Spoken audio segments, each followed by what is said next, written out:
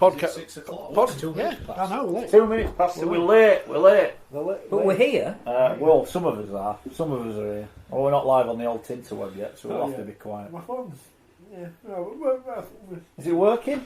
Yeah. Just about. I haven't been here for 3 weeks, Rich. I've missed you, and your know, button's not working, and whatever else.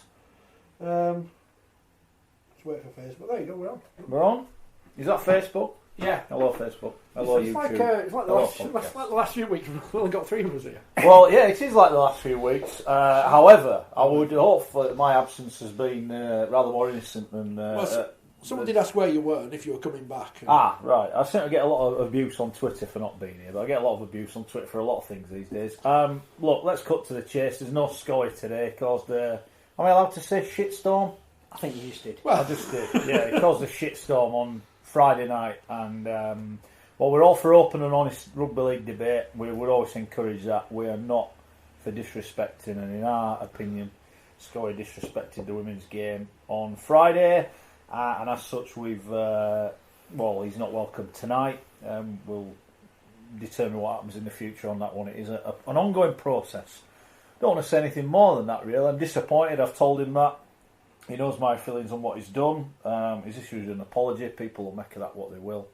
I think that's it, innit? Yep. Yeah.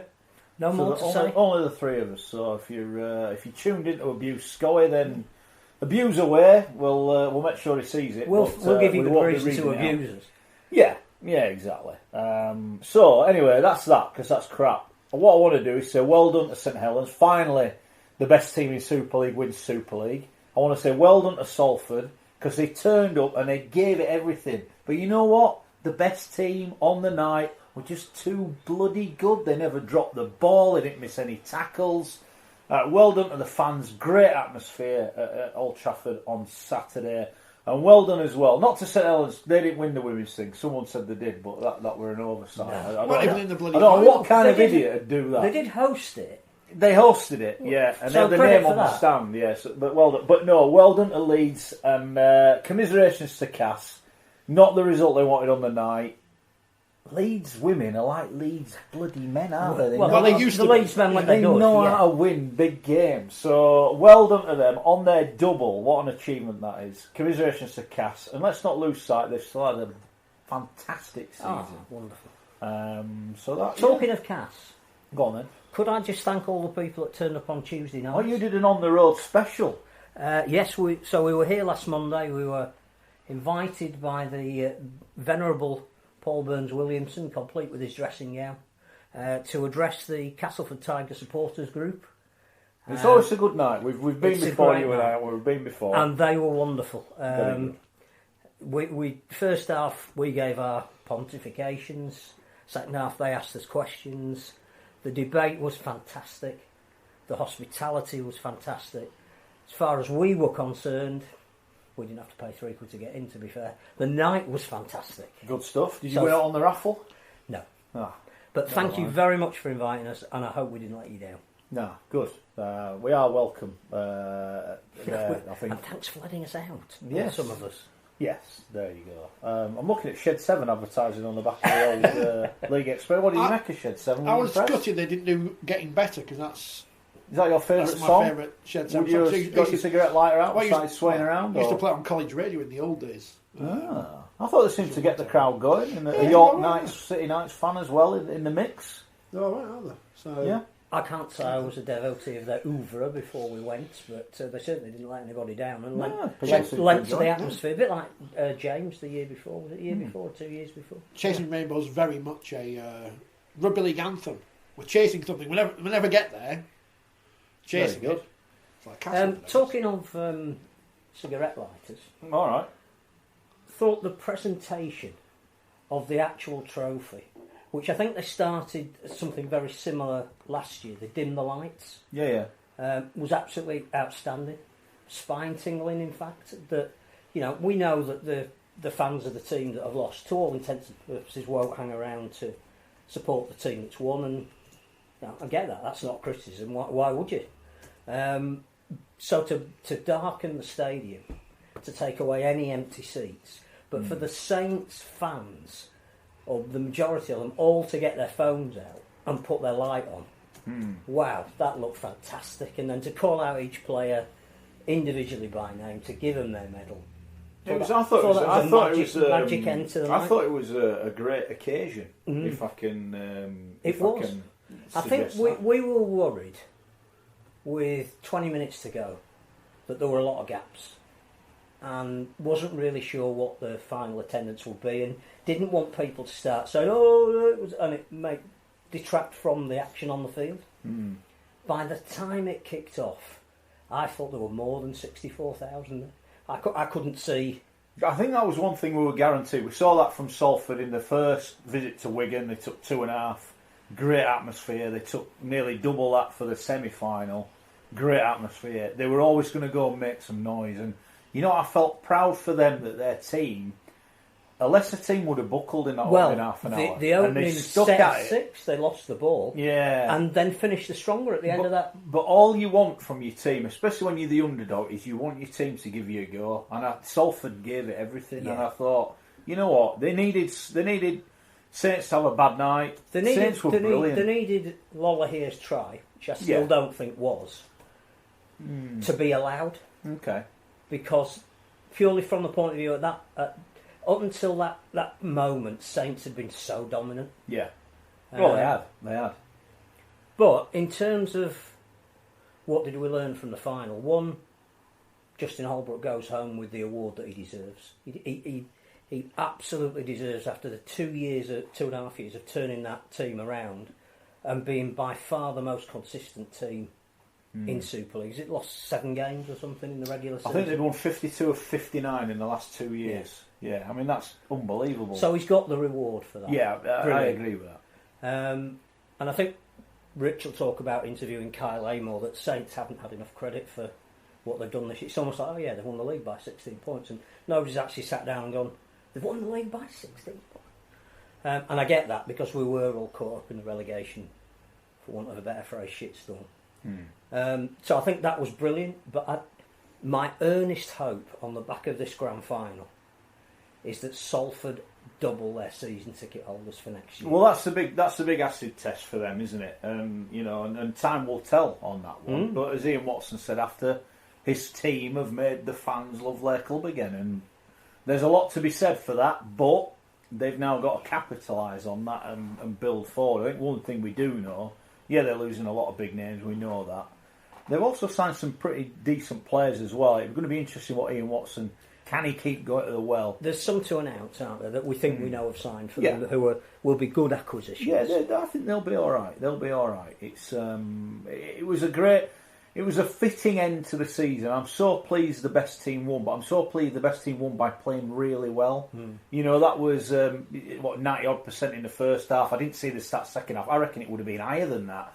They were unbelievable. I think the great comment, Justin Holbrook again, will pay our own tribute to him, never mind how much he's been extolled by his own players, but I think in all the dealings he's had with the media, we'll pay tribute to that. It's been an absolute breath of fresh air.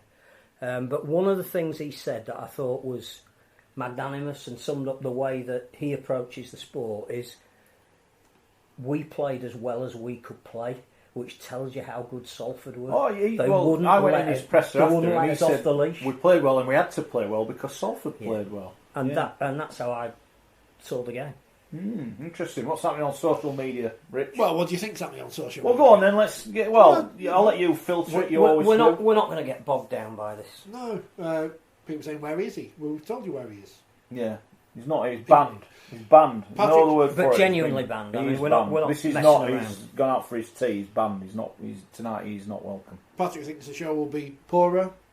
This is your opinion, Patrick. The thing is. How does Patrick know what the show is going to be? Because we don't know that yet. Me and Mark, or Mark and me, whichever way you want to put it, started this programme over 5 years ago in another place, and it was completely different. I'm not sure how we ever got around 2 hours with basically just us two and some highlights. But we did, and it grew into this thing, and we ended up on national radio at one point, and then we were off national radio at one point as well. Story of a Billy. Missed the money. And now we're here. It's an evolving thing. We can't help what's happened. We have called ourselves the Rugby League equivalent of Last of the Summer Wine in some respects. Who's going downhill in the trolley? Well, but they've had cast changes, haven't they? And the show went on. The thing is, rightly or wrongly, we hold ourselves higher than other people in the rugby league media, especially in the world of broadcasting and podcasts. It's just how it is, unfortunately. I think as well. And we're all sad. We all feel sad. But I don't want to dwell on it. Let's not dwell on it. The issue is one that is very, very close to Gary's heart. Something he goes on about all the time, and that is respect. And he was disrespectful in this instant, and we couldn't let that go. I would like to know, the listeners that are watching tonight, who watched the game on Friday, that maybe haven't seen a women's game before, and what you made of it, really. It was tight, tense, tough. I think that's the one thing, the physicality, I'm sure, will have amazed some people. And second half, Leeds just strangled Cass, for want of a better phrase, and got the job done. Some amazing talent, some 16-year-old girls scoring 2 wonderful tries. I think we need to talk about this point and not people calling us snowflakes or whatever. If you feel like that, go listen to something else. Go watch something else. I'm not bothered. And I know people. Who's he calling snowflakes? Us, yeah. I saw the thing on the Total RL forums had a debate about podcasts, and someone brought me up and said it's better when I'm not on the show, which is fair enough. You can but that will mean Phil that put that. You can think whatever you want to think. I don't care. And say, well, I do care, obviously, because it's personal criticism. But when people say, I don't understand why you say, if you don't like it, don't listen. We're not in it. Yeah, we're not in North Korea. You can do what you want. You can do what you want. We're not beholden by. There is no commercial imperative to this show at all. If no one watched, we'd just stop doing it. That's how it is. But people do watch and people do listen, so we're doing it. So there you go. And I must say, I got some lovely feedback on Saturday night at Old Trafford with people who, I'll be perfectly honest, I'd never met them before, who actually stopped while they were walking past to tell me how much they enjoyed what we try to do. Whilst ever one person does that, we'll still try to do it. People saying the game wasn't good on Friday or whatever. I don't think necessarily matters whether the game's good, because how many times have we sat here all season and seen games that are awful? Yeah. They happen. I don't think the game was that bad. But I thought it was good. It was close. It had a story. I've not been to too many brilliant grand finals. I've been to a few. I've not been to too many brilliant grand finals. When Wigan got stuffed by 30 odd points, when Cass didn't score till the last minute, when they got beat by Leeds. There's been some very poor performances in grand finals. There's been some terrible Challenge Cup finals. It's not. Yeah, exactly. Wigan stunk the gaff out. It does happen. I don't want the program to turn into 2 hours of talking about one tweet. But just on James's point, it's not the opinion. It's the way the opinion was expressed. It's the disrespect in the opinion. That's it. If the game was crap, we would tell you, because, as I've said before on this programme, if we came on and said, Women's Super League's great, it's all great, go watch all the games, and it was crap, how does that reflect on us? We've got no credibility then. Yeah. We're not coming here and telling you it was the greatest game of rugby league ever seen. Forget Rorke's Drift or whatever. This was the game. They're going to replay it forever. It wasn't the greatest game ever. We're not going to tell you that. It had a great story. What a story. The best team in the competition, because they finished top of the league, go 8-0 up, and somehow, again, and we all knew it was going to happen, even though I said it wasn't, I just gave, I think it was fault. The perfect study in sports psychology. And obviously I've never played, but it was almost as if, within those first 5 minutes, Cass they fed off both of Leeds' errors, and they looked like they could score at will. They looked like they could get an overlap whenever they wanted it. They were so dominant out of dummy half, and they had a kicking game. But the longer that first half went on, there was an element of doubt. And then when Abby Etok broke through and scored, and suddenly it's 8-4, the difference wasn't in Leeds started playing any different. Leeds played the way that they'd been playing. They stopped making some of the mistakes. But Cass, there was almost a collective intake of breath. We're going to get done here. And that psychological side. I said, when I heard read the comments from Lindsay Anfield, the Cass coach, before the game, and one of them said, well, if we don't beat them now, we're never going to beat them. And I just thought it was such a strange thing to say. And you look at body language on the sideline, whenever it showed her on the camera, she looked very nervous. Yes. And Adam Cuthbertson didn't look too bothered either. He looked quite nonplussed. And again, apparently Adam said at half-time, when his team could have been on the verge of defeat, We know we can play better than this, don't we? Yeah. Maybe I don't know what's good or bad. I just didn't think it was a bad game. But there you go. I think it depends partly if you have a vested interest. Because that is true. One of the other things we will talk about, I'm sure, is the refereeing in the grand final. Not whether the ref had a good or a bad game, but whether Salford were materially disadvantaged, which a lot of people think, by 4 or 5 of the 50-50 calls going against them. Now, I was at the game. I got caught up with the joy of watching a game unfold that was quick. And one of the reasons that was quick was because there were only 11 penalties, because the referee allowed the game to be quick. Now, I didn't get any of the real refereeing controversy until after the game. Now, that's because I don't have a vested interest. I wasn't a Salford fan complaining about Tudor here should have had a try rather than an obstruction call. I saw the Gill Dudson thing live near the line, and the whole rule about ball stripping is it's a nightmare for a referee. It happens at speed. You're going to be inconsistent because you're going to give some and not others. You're going to give others and not some. Yeah. Now, I don't know if that's the joy of having 2 referees in Australia, but I think they still get it wrong as well. Yeah, well, they've proved it, haven't they? You know, more beyond doubt. Look, I thought he got a couple of things wrong. Yeah. But not to the detriment of the game. You know, these things happen. You said at the very beginning, the best team won. Yeah, they did. The best team on the night won. I think Ian, having praised Justin Holbrook for the way he paid credit to the way Salford had played, which meant that his guys couldn't be anything other than their best for the entire 80 minutes. I have to praise Ian Watson, because clearly, I won't praise him anyway, I think he's done the most astonishing job this year. Clearly the refereeing was a question in the press conference. Not interested. Don't want to detract. Yeah, I think Jackson Hastings made a similar comment. I think John Davison spoke to him after the game, and we were stood next to him, and he just said, "Look, that ain't the reason. It's nothing to do with it." And they probably needed Salford to win. Saints have a bad day and a few calls to go their way, and it seemed it went the other way. And again, I've said it so many times. When you stop going to games and you start forgetting about the referee and just get on with it and accept it for it is, you do enjoy the game so much better. Yeah, I love the grand final as a complete neutral. Well done, Chris Kendall. Big night for him. Did he get a couple of things wrong? Yeah, probably when he reviews the game he did. Yeah.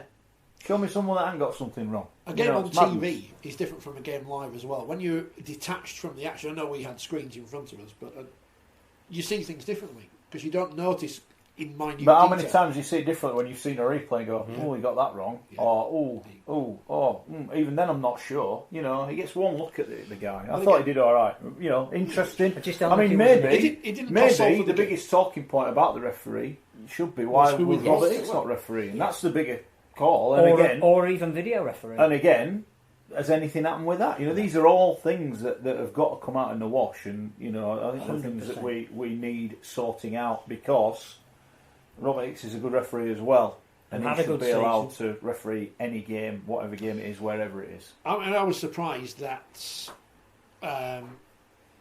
he or any of the other top Super League referees didn't do the women's game on the Friday. Well, because they were all available. I have a different take on that, because again, I thought Greg Dolan refereed the way he's been taught as refereeing the men's game to referee. But the men's game is not the women's game. There isn't the wrestle at the play the ball. There are things that you don't need to look for or penalise, and I just think that game needed the best women's referee. You have a whole season where you have men and women going out refereeing these games in the Women's Super League in all sorts of weather with 2 people and a dog there, and they get assessed the same as everybody else gets assessed. And the best referee in that women's competition should have been rewarded with getting a grand final, which is nothing to say that Greg Dolan got anything wrong, but the only eyes he's got is the way he's been trained to referee the men's game, and they are not the same. That's a fair point. As Toby says, now the season's over, all the investigations will start to come out, because we've got the Catalans, we've got the races at the semi-final, we've got the whatever else at the semi-final, something else happened, wasn't there? Well, I'm sure Eamon McManus will take a fine now that his team have won the grand final. Well, you wonder now, having won the grand final, if his comments would be different if the cup final was next week. Would he be as bothered? I don't know. It's fine margins. Which shouldn't detract from the way the St Helens team played. No, brilliant. Absolutely brilliant. Mixed reports, by the way, of what things were like in the stands. I've seen a few people saying it was all great, a few people saying a bit of bother around. I don't know if people want to share their experiences at the grand final. Yeah, but I didn't see anything. Night game, beer all day. I don't know. One fan being escorted who got a bit too exuberant, but won't cause any trouble. No, I didn't see that. I think in the big crowd you're always going to get something, but again it's difficult for us because we're not in with the fans. We don't see these things. We're sat next to the club chairman and corporate guests who don't necessarily get leery. No. Not always, anyway.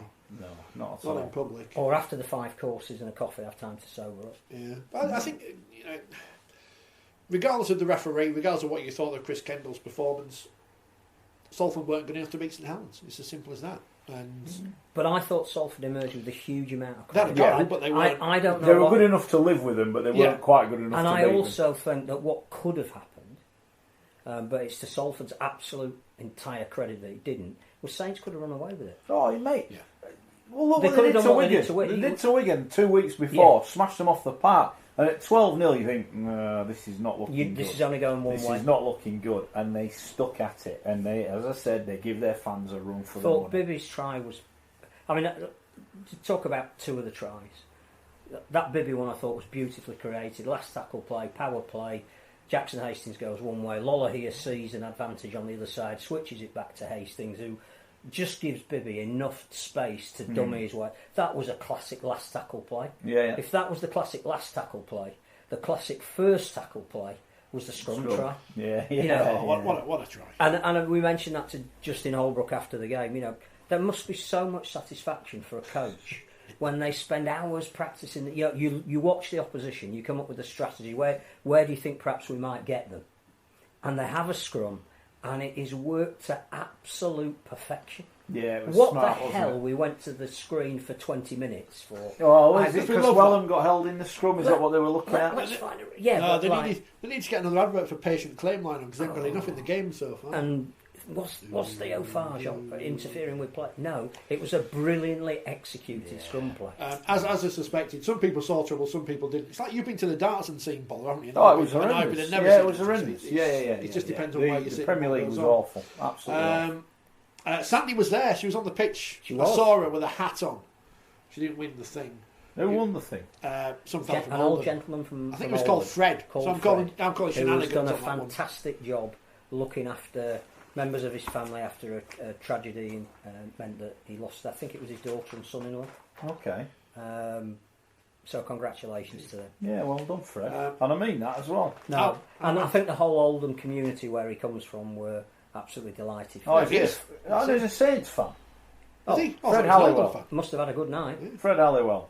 Super fan of the year, just a month after he celebrated his 80th birthday. Fred from Oldham beat 9 other finalists to pick up the cheque from the Betfred boss, Fred Dawn, after being chosen as the game's #1 support. Yeah. So he will donate half his prize to his local club, Hollingwood ARLFC. What a good man. One of those people, of course, was glamorous Mum Sandy, who said she went to her first grand final and loved it. I think it was a great event and I'll be going again. Imagine one day Wolfpack versus Catalan. That's, if you can hear a sound in the background, that's Robert Elton having an aneurysm. Having to sell tickets to that one. Cheers, Sandy. Don't do that. With 5 days' notice. You've got a hard enough job as it is. Tim says half empty Old Trafford. God, come on, Tim. Yeah. 64,000. There was 65,000 last year when Wigan played Warrington. I don't remember people said, "Oh, it's only half." It's all about the atmosphere for me. Yeah. The atmosphere was great. Really enjoyed it. And that, I mean, I thought the St Helens fans who were clearly there in commendable number really got behind their team, and their team gave them something to get behind. But the Salford fans never stopped singing and chanting, even though they might have known after 20 minutes that their team possibly wasn't going to win it. And they didn't leave, did they, at the end? I know it's always a temptation. We see it all the time where people leave because their team has lost, but they're all there. The vast majority of them were still there cheering their team as they came over at the end. And, absolutely. I would love to see my team in a grand final. I got excited about seeing Wakefield play PDRL there because I'm never going to see Wakefield at Old Trafford. First time ever. No, I don't know if Salford could do it. Well, yeah, but I'm pessimistic. So at least we won that. Beat Castle with 3 tries to 1. Yeah, we didn't win a trophy or anything, but we won. Paul Gallen influential. Paul Gallen. I don't think so. I don't think they gave it enough prominence in the build-up. I don't think anyone knew when it was going on. No, I think the timing was the issue. Yeah. That nobody sent round Just a seemed to note saying happen. it's about to start, Yeah. because I think people were preparing for the big game. So very few, if any, of the media went out to. I'm going to say something controversial now, and I don't mean to. Yeah. I'm not sure that the grand final needs a curtain raiser. I don't mean in terms of PDRL or whatever. I know people have said, why don't we have the men's and women's grand finals on the same day? And I know this kind of goes back on things I've said in the past. I think the grand final needs to be just a standalone thing, like the Super Bowl, because it felt like, I said this on the video, it felt like the Super Bowl. I think the women's final, I think we should work towards the women's final being a curtain raiser. Because I think if you're wondering where those extra maybe 9,000-10,000 fans are going to come from now that Old Trafford can take, you're going to get it if you had Leeds playing Castleford starting at 4 o'clock. Yeah, possibly. I think personally, I know there were reasons. The game was supposed to be at Headingley, and it got moved because the England team were going. I think maybe it needs a little bit more organisation. You know, I spoke to some of the people involved in the women's game. Not happy that they played on Magic Weekend, so they couldn't go to the Magic Weekend. Not happy. You know, there's people who were, you know, we saw Sinead Peach walk off that massive lump on it. She could have got ruled out of going to Australia with England for the World Nines on the back of that, and we know Shannon Lacey, one of the Leeds girls, did. Concussion, They could have played that grand final last week. There's too many blank weeks in the season. They need to get that more organised. Yeah. But for me, the thing should be set out at the start of the year is if you finish top, you get a home grand final. That's how I would do it. They're all the Super League standards of grounds. So Sky would be, if they're going to broadcast it again, hopefully they will, they'd be able to be happy to broadcast at the game. And I think what it does, I was pleased with the crowd the other night. And well done to the people that went from our side of the Pennines to the other side of the Pennines. But I think if you've got home advantage, you earn that over the season. Toronto had that in the Championship. I think you've got. Maybe should have the same thing all the way through. I think the other thing is we quite rightly laud the atmosphere at Old Trafford, and you know, I think a lot of that is down to Salford and their fans who really bought into the ongoing weekly story of what they were achieving and how it could end. Sport isn't about fairy tales unless you're retiring from playing for the Leeds Rhinos, in which case clearly it is. But the atmosphere, whether there was 16, 17, 18, 19, 5,000 at St Helens, whatever they say there was, that's what it was. The atmosphere never lessened. So it came across as being an event. And I think Richard, you know, is far more of a devotee of attendances at women's sport than I am. But I don't think that's bad compared to other. You know, we sit, you know, pot on women's football, there's nobody in the ground. Pot on women's rugby union, there's nobody in the ground. It was interesting because I was looking at the BBC website earlier because they obviously do a roundup of the women's football. They've got a vested interest in it, and they only gave out one crowd figure, which was over 4,000 at whoever Chelsea were playing. I think perhaps, and I think Danica definitely mentioned it, and I think Courtney Hill mentioned it as well. I should call her Prim. We should refer to the players' names by their surnames as we do with the men. I need to. What, Myla? Yeah. I think she's known officially now as Forty20 columnist. That's because that keeps us happier with Leeds, doesn't it? I need to speak up as well. I've got to say that. Both mentioned viewing figures after the game, and I'm not necessarily sure that the viewing figures for this matter as much as people think, because this is the first time ever it's what happens in the future. If the product's good enough, people will come to it going forward. That's been the problem with things like the women's football, where it's been pushed down people's throats. And I know we've done to an extent that on this programme with Women's Rugby League, but as we say, the product's good, so blah blah blah. I think this is the same thing. Rugby League can naturally grow, and hopefully there's more on telling future. But I don't think it'd be. I think people. I know I'm going off on a tangent again. Sorry. No, you're not. There's all this. I've seen people online moan because the women's game is on TV and about the standard compared to, say, an amateur men's game. And here's the key factor. One, the men's amateur game was on TV and people didn't watch it enough. That's why it's not on TV now. Yeah. Right? There's the factor there. If enough people watched it that it could have sponsors, it would have been on TV this year. But it isn't. Two, the women who play in the Women's Super League are the best women playing Rugby League. The men in the Championship and in League One and in the National Conference and the Pennine League and whatever are not the best men playing Rugby League. I think there's an added issue. One is the game itself was beamed back to Australia on Fox, which again, hopefully they cut you off before the end. You'll be all right then. Hopefully. they wouldn't have understood what you were saying anyway. So. Some guy went in the pub and went, "Hey, Saints won." Yeah. What? Huh? Who are you on Oh, about? is this tomorrow? I'll put a bet on. And maybe it was a subliminal message. Maybe it was. Maybe it was.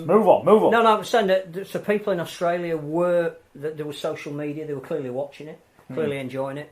The other thing is, this Friday, Sky Mix, which is the channel that it was on, showing the women's international between Australia and New Zealand. This is all part of a portfolio. It's not about one game. It's as you say, it's building brand women's rugby league worldwide. And in 2021, every women's game will be featured in the World Cup. We can answer a question on Twitter, which I'll come to on Facebook, which I'll come to in a moment. James has asked me to plug the fact that on Wednesday at Bellevue, Wakefield Trinity All-Stars, which seems to be a collection of players who played for Wakefield when we were rubbish in the early 2000s, are playing against the Paul Gallen All-Stars, featuring everyone's favourite media manager in the Super League, Club Connor. So really? Is he playing? Hopefully we'll get some exclusives now. Wakefield, Bellevue on Wednesday. So who do we need to have a word to just turn up? No, I mean it's for charity as well. To get it filled in. Yeah. How much do I have to sponsor someone? How much do I have to sponsor someone to fill him in? Here's a question. Sorry if you watch. Here's a question we can answer because we know the answer. Stephen asked, "Can anyone tell me why the cast players on Friday night did not go up first to collect their runners-up medals?" Mark Wilson. Yes, because the pictures were going off literally 2 minutes after they got the trophy. So it was either we saw Cass get the medal and we don't see the Leeds ladies pick up the trophy. That's all. That is all it was, and hopefully it was taken as that. That was the reason. Ron was asked if we're staying on for the off season. We always do. Always do, mate. Yeah, we got to take a break. I'm afraid for whatever so. reason. Yeah. I'm afraid for you. And for Nicholas and Sandy and all our Canadian listeners, happy Canadian Thanksgiving Day. Is that what it is? Is that what the flag's for? No, they just left them on from last week. Oh. Yeah. That's what the flag's for. Oh yeah, it's planned. Yeah. Yeah. It's like we've got the first issue of 4020 on. Is it Andy, our Warrington fan who hates Sam Tompkins? There's 3 of him there now. Yeah. There you go. You're 100 episodes old, aren't you? Yeah. Issues. Went to bed last night. Should be out Thursday, Friday. Right. Can only thank everybody for their support to allow us to get to I heard a rumour there's a few beers going out this weekend. Is that right? What, with the magazine? Well, I'm not bothered. Careful how you open your envelope. If the magazine offers me a beer, I'll have one. Is that the case? Or are we having an outing? Is it our Mad Monday, but on a Friday, possibly? I couldn't possibly comment. Seeing Leeds. If you're out in Leeds on Friday, look out for us. Yeah. I nearly said something there, but someone said on the telly there, but that'd have got us near, in more trouble. Near the road. Oh, yes. Yes. Again, 4020 columnist LMS. Yes. You seem to have some bad people working with you. I know, we're shocking. What's going on? What's going on? I thought he was going to kill you after the game because he gave you the biggest hug ever. I thought, does he realise it's the end of the game? You don't have to tackle him. So it's the mix. He did look quite pumped up, didn't he? In fairness, he was very. This is about how many? Because you wait a while for anyone to come out because they're all busy singing and dancing in the change room as is their want to do. But come on, what's that on social media? Come on, get stuck in. What's going on? Everyone's very excited about the programme tonight. You are such a crap liar. Yeah. I'd love to play poker against you. Yeah. That is a pair of twos. I've got a really good hand. Yeah, I'm trying to... All right, Rich, I'm all in. Well, A, it's between talking about that, which we already talked about, and B, slagging off other people, which we're not going to do. All right. Other broadcasting things, which we don't do on this program. We do it secretly, privately. Do we? I didn't think we did. I don't. Do you? Oh yeah, before I forget, Radio Leeds disgrace not covering the women's grand final on Friday. I think that's a fair call. Can go on a jolly up to Ibiza. Go on a jolly up to Ibiza on spurious reasons. Can't do a women's game at 6. You know what? That was the equivalent of my son going on a trip round Las Vegas and wherever else on the premise it was a maths tutorial. It's like, what, going to the sports book? The teacher wanted to go to Las Vegas, so he said, "Right, I'll take a trip to Las Vegas," and that's what happened. Funnily enough. I have to agree with you on that one, Rich. I think they should have. I do think they should have. Because I thought the same after the Challenge Cup final, and I certainly thought the same on Friday, especially with doing all the build-up they did on Saturday. Yes, I think the build-up was great. It's in their defence. Yeah. There was something on every morning, at least. About do the game then. Do the game. It's not hard to do. Well, if you haven't got access to Sky coverage, and why wouldn't you when the commentary team is? I mean, you wouldn't have listened to so good. Where else would you follow that game? I don't know. All the clips on social media, which, in fairness to the RFL and Super League, we said it at the start of the season, use the social media more, and they have done as the season's gone. I think they've improved. I think the other thing I really enjoyed, I know we're skipping around, but Zeb Taylor having the player cam for the celebrations and the presentations, that's great. That gives you a fan's insight that you genuinely don't see. Well, we talk about the Great Britain squad later, because we have to find something to fill the rest of the program with. But well done. Zach is back. Well done to John. Yeah, it's gone better than Bradford at the back, hasn't it? John says, is this a combined Great Britain and rest of the world squad? Lols. Well, we'll talk about after 7. We'll talk about after 7. Obviously, all the names that won't, they're in. Great. Yeah. I'll tell you what, though, we've got about 300 halfbacks and no wingers, as I saw it. In the others, and no second rows. Yeah, second rows playing halfback. But I thought that was interesting. And one of those wingers is Ryan Hall, who's played about a total of half a game in the last 20 years. He'll be fresh. I'm convinced it's because they saved on a flight. Oh, he walks don't have to across get the him road over from Manchester. No, he lives on Bondi, so there you go. So right, he's there. Very good. There already. Come on, what else is happening? People must have something they want to talk about. Well, are you delighted anyway that Ryan Hampshire's going to be signing a deal? That's hilarious. This is hilarious. Are you happy about this? I'm top try scorer. We're top try scorer. Loves Wakefield so much so they didn't sign a contract. Good job they haven't signed a replacement for him, isn't it? Good job they haven't got a top quality full back. I'm ambivalent. I'm not really bothered. Where's he going to play? He's a good player. Where's he going to So it's better to have him than not have him. I don't know. Yeah, Or Joel Redge at Doncaster because they haven't got a club anymore. The captain's signed a long-term deal, so if he's fit, he plays. The scrum half, probably his last year. If it's his last year, he's got every incentive to put it in. They've signed a Scotland international, highly talented young fullback. Where's Hampshire going to play? Don't know. It's going to be interesting. It's going to be interesting, that. But it does add to their squad, so fair play if he's going to get that deal done. His kicking game's not as good as Courtney Hill. How did she not get nominated for Man of the Match, Player of the Match, whatever you want to call it? You see, you did it as well. Yeah, it's very hard, isn't it? It's very hard. But I don't think that's an issue, because that's just a phrase of a thing. It will, and man it will as change. in mankind. Okay. Like, what's his name? Neil Armstrong. Cocked up, didn't he, on the moon? He said couldn't they just re-record it? He went one small step for man. He meant to say a man. One small step for mankind, because man and mankind are the same thing. Right. So he cocked up his only line as well, Mark. All right. Chris is a fan of Forty20 magazine because you haven't lost any pages. Apparently, some other magazines might have done, but I don't know. Papers are very thin today, aren't they? Bloody hell. What I will £1.50 to Chris. What? And letters. Watch out for December, where you might get more than you bargained for. Wow. You'll have about 20 pages of letters next week in the paper. Instead of putting more pages in the magazine, why don't you just put a few more beers on Friday? Mine's all been printed wrong as well. Packet of biscuits. I'm not coming for the biscuits. No, you're not coming for No, I'm not coming for the biscuits. Should we? Oh, look at have we got a thing anyway? Whatever happens on Friday, it stays on Friday. I hope there's going to be no. I don't want to be on social media getting videos of. Cameras will be confiscated. Phones will be confiscated. Very on the good. way We need to talk about Kyle Email, but Alan has asked a question, so we may as well ask it now before I lose this. What do you think of the new Widnes coach, Tim Sheens, World Cup winning coach? I had a conversation with someone earlier in the week. Was it earlier in the week? Might have been end of last week. So they spoke to Tim Sheens, and they could see that he was desperate. Desperate is the word he used to get back into the game. Seems a funny one for me that they've cut their cloth accordingly. I see why Kieran Purtill has left. He's gone for probably a more lucrative money deal secure. with more security and at a higher level, and that will keep him in the window should any other jobs come up. So I understand why that's happened, but surely they're cutting costs at Widnes, and Tim may well be working for next to nothing. I don't know. And if he is, you know what? Fair play to him. He's got so much experience. Could be cooking the lunch as well as coaching the team. Yeah, it just seems a bit of a weird one. That it does, because one minute he was being touted as going back to Australia as director of rugby after St George, I think it is, have had a review undertaken by Mal Meninga, who seems to have a finger in a lot of club pies. He's supposed to be the director of culture at Titan, isn't he? Gold Coast Titans. Culture. But because of who he is and what he knows and the respect he's held in, which is absolutely right, he was invited by St George to do a report on Paul McGregor and the season that they've had, and it was supposed to be his recommendation was they needed a director of rugby, and he proposed Tim Sheens. and a header performance.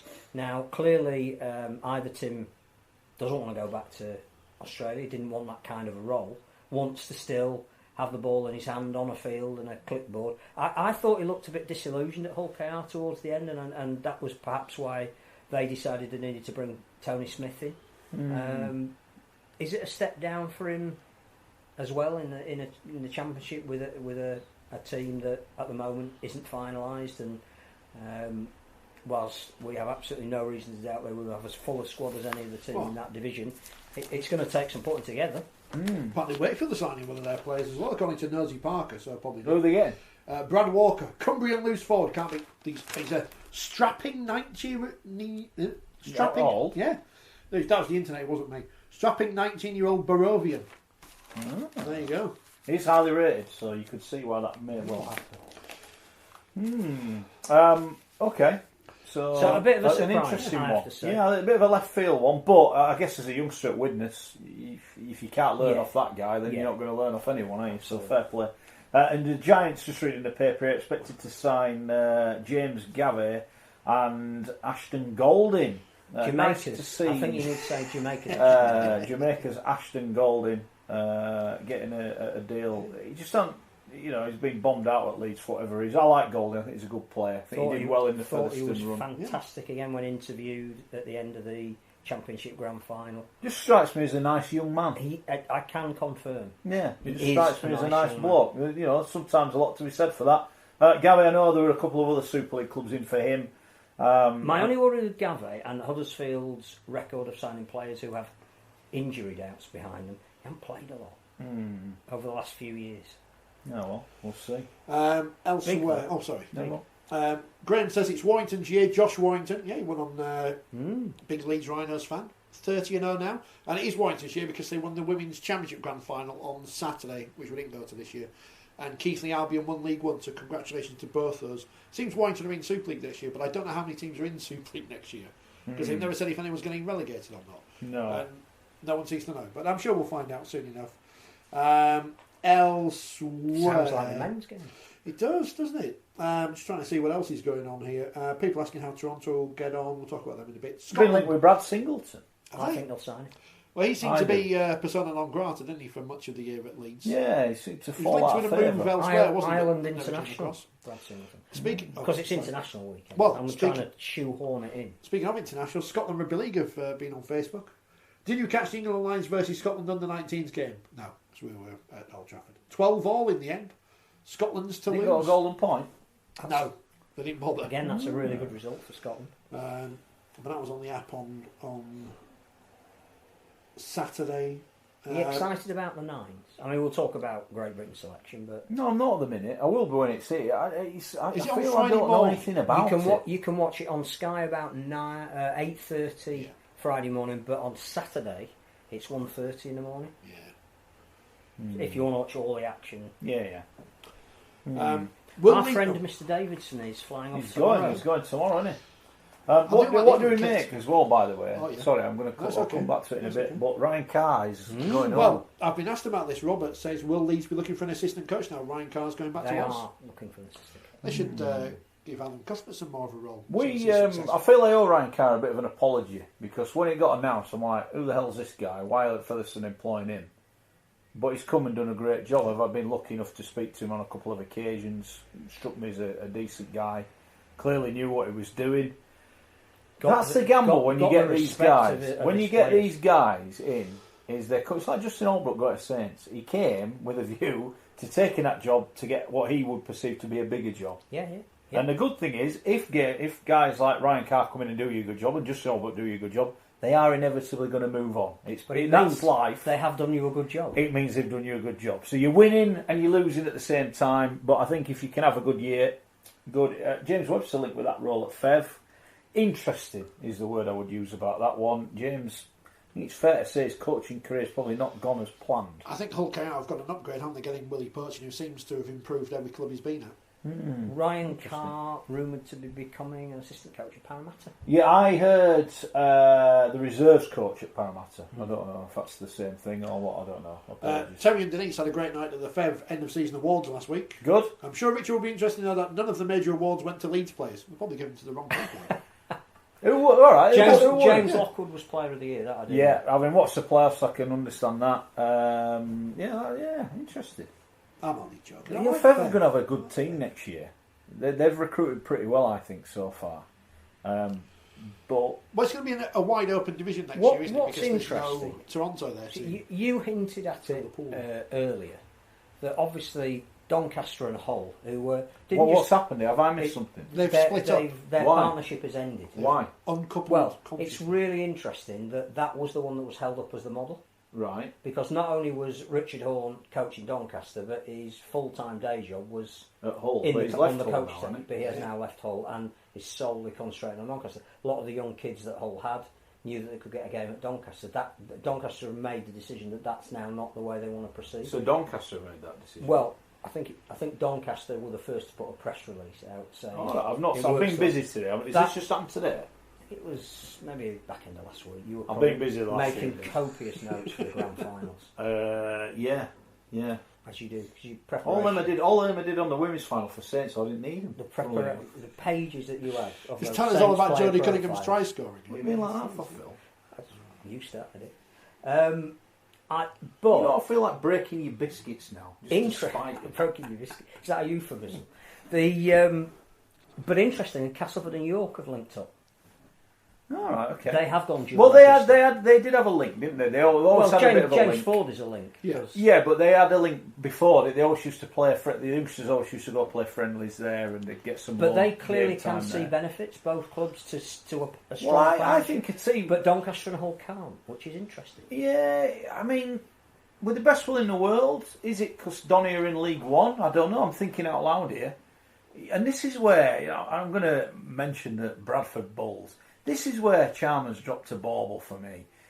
Because everyone wants Bradford in Super League, if he played his cards right, he could have gone around all those Super League clubs and gone, one player. Really need a good, good this, good that. You would have got one. Yeah, if only and all had that link up with York. York got some good players. Fev have done it with Leeds. Don't knock Fev for getting good players off Leeds for nothing. Fair play, they got to the bloody grand final because of it. Absolutely. And there is a lot to be said about that. Well, I mean, it's something to say. You would think a shrewd businessman like Andrew Chalmers would have known not to upset all the Super League chairmen. Shrewd businessman. That's what I thought you said. But I'd misheard. Yeah. No, that's what I heard about him. Interesting. I came off Twitter momentarily on Friday, and I'll be coming off it again actually in the next few days. But I went back on because I made a bit of a balls up. But anyway, I noticed the bull. Yeah, but I think sometimes it's just better to be honest about these things. If it's cathartic, it is. That's exactly the word I was looking for. Get it out. I've got it out. I feel I'll let myself down. Don't keep mentioning it because you didn't. So don't keep going. Anyway, I'm moving on. I noticed the Bulls are having a fans forum next week with the prospective owners of the club. Well, why don't we wait until the prospective owners of the club actually own the club? And if the owners have been told by the people who are sanctioning their bid that it's gone through, then let's hear the process has gone. I don't need to hear. It's like the bloody politicians at Bellevue. Oh, there's an election. Let's have a fans forum. Be there soon. We'll build you a new ground. We don't want to hear it. I spoke to John Kay. John Kay was very, very positive about it the weekend. I would class that as good news. But don't. There's too many people have told me what they're going to do at Bradford, and none of them have delivered. Who makes this decision? Is it an executive of the RFL board? Just tell us when they're meeting. Yeah, is it on the agenda? When it's done? Tell me when it's done, and I want to hear all about it. I want to be positive for the Bradford Bulls. But if you've been given an indication that it's that far down the line that you can call a fans forum, we've missed something in the process. Yes, exactly. And we're not saying that it's not the right process. Yeah, you've got to announce the board have taken over. Yeah, to have a fans forum. Yeah, exactly. Not like someone's interested. Yeah. What if we're still doing the due diligence and one of the sheets of the bank statements is missing? Yeah, I mean, one thing I would say, Chris Brereton, he's known for his penny pinching. No, not his penny pinching. Getting his bang for his buck. Getting his bang. Nigel was in the run there. That's his favourite phrase. Turning word association. Turning a failing rugby league club around. So, and that's what it needs. That's what it needs. Someone to come in and say, right, we ain't got any money, so we aren't spending it on X, Y, and Z, which has clearly happened. It's going to be interesting to fall out what has that. We haven't mentioned Bradford for good reason. It's going to be interesting what happens there, because certain people have been proved very right and certain people have been proved very wrong. There's some holes that need to be filled in before you can build that new road. I still think they need to completely start all over again. And I agree. The Bulls brand is but they may just because they won the Super League 20 years ago. I agree with you that the identity now is an issue, and that the new owners should have a new kit. That it can be the traditional colourways, but not the kit that is so readily associated with the hoops of the red, amber, and black. That the name has to change, and I wouldn't necessarily advocate going back to Northern, because I think again it needs a new identity. Bradford on its own will be fine. But the Bulls bit has to go. The best thing that Mr. Brereton and Mr. Carter did when they took over Wakefield was honour the debts that were there, that they didn't have to do.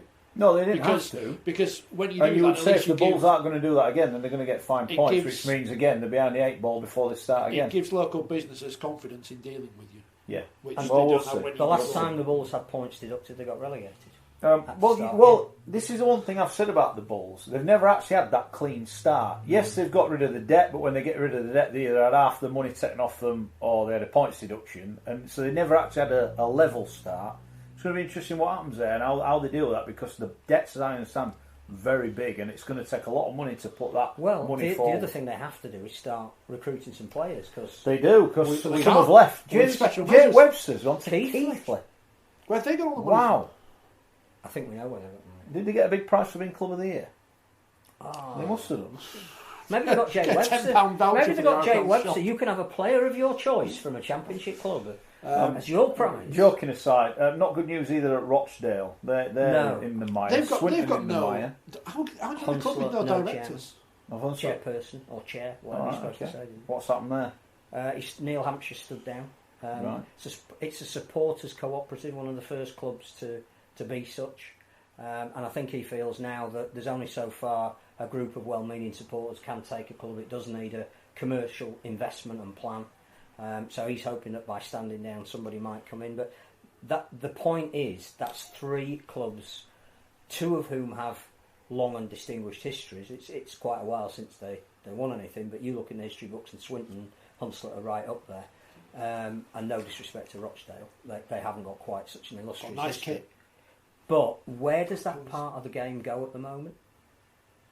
And I'm not saying there's an answer, but it's one of the questions that need to be looked at and tabled, and the whole game plan that we so desperately need. Thanks for your suggestions for what we should call the Bradford Bulls. Not so broadcastable, but very funny. Are they? It would be a great name. It would be a great name, actually. You could have a great kit with that one. I don't think this is the Tonga kit, but it's not the kit of the Tonga Invitational 13. And we're playing Great Britain. We'll talk about them later. If you've got any thoughts on the squad, get in touch. What, the Tonga squad? Yeah. Badger says... Is that Badger or Badger? Badger. Says we're talking too much about Bradford. It's like something else. I don't know what you're talking about. Oh, we've mentioned for 3 minutes, man. We haven't even mentioned Leeds yet. Well, the men anyway. Apparently, the Leeds women are on telly at the minute. People are telling us they're trying to have an audience to turn over to watch local news. Don't watch local news. It's rubbish. It's rubbish. Badger says you'd hope people would prefer to invest in Rochdale Mayfield. Obviously, a thriving club ready to take on the mantle of representing the town. People have told us that before, haven't they? That's what we said. Well, we questioned that at the time, didn't we? Forum in Castleford. You had heard it somewhere. That you talk to the people who live in the area of Hunslet, and they know the fantastic work in the community that Hunslet Warriors and Hunslet Parkside do, because a lot of their sons and daughters are playing for them. I understand the under-11s are very good, but. I saw. That's a yellow. That's a yellow. No more. I saw Hunslet Warriors under. All right, no more. I saw their under-9s yesterday. I think that's one yellow card in the first hour. Normanton put them to the sword. Take one of his biscuits off him. Can't hit him in the pocket, hit him in the gob. That would hurt him. Yeah, we were accused earlier of having a low budget, and there's no budget. No budget. We love a low budget. We aspire to. We will love a low. Our idea of expenditure is putting a 60-watt light bulb in instead of 40. I'm trying to get the RFL in to do a show, and you can imagine if they see this setup, they'll be like, no, we're off back to them. What now? They think it's a set. I know. Nicholas says, with Rochdale, if they were to spend operations for a while, a la Hemel, couldn't an investor purchase their licence and move it? Oh, Nicholas. Well, I was contacted. Well, like New York, because they're by the New York franchise, if that's what I call them. They offer you a job. They had guests at the game at the weekend who were very impressed, and I understand that the dots are being added, the crosses are being ticked, or whatever you say, and they reckon they're going to be in business in 2021. That's what I am told.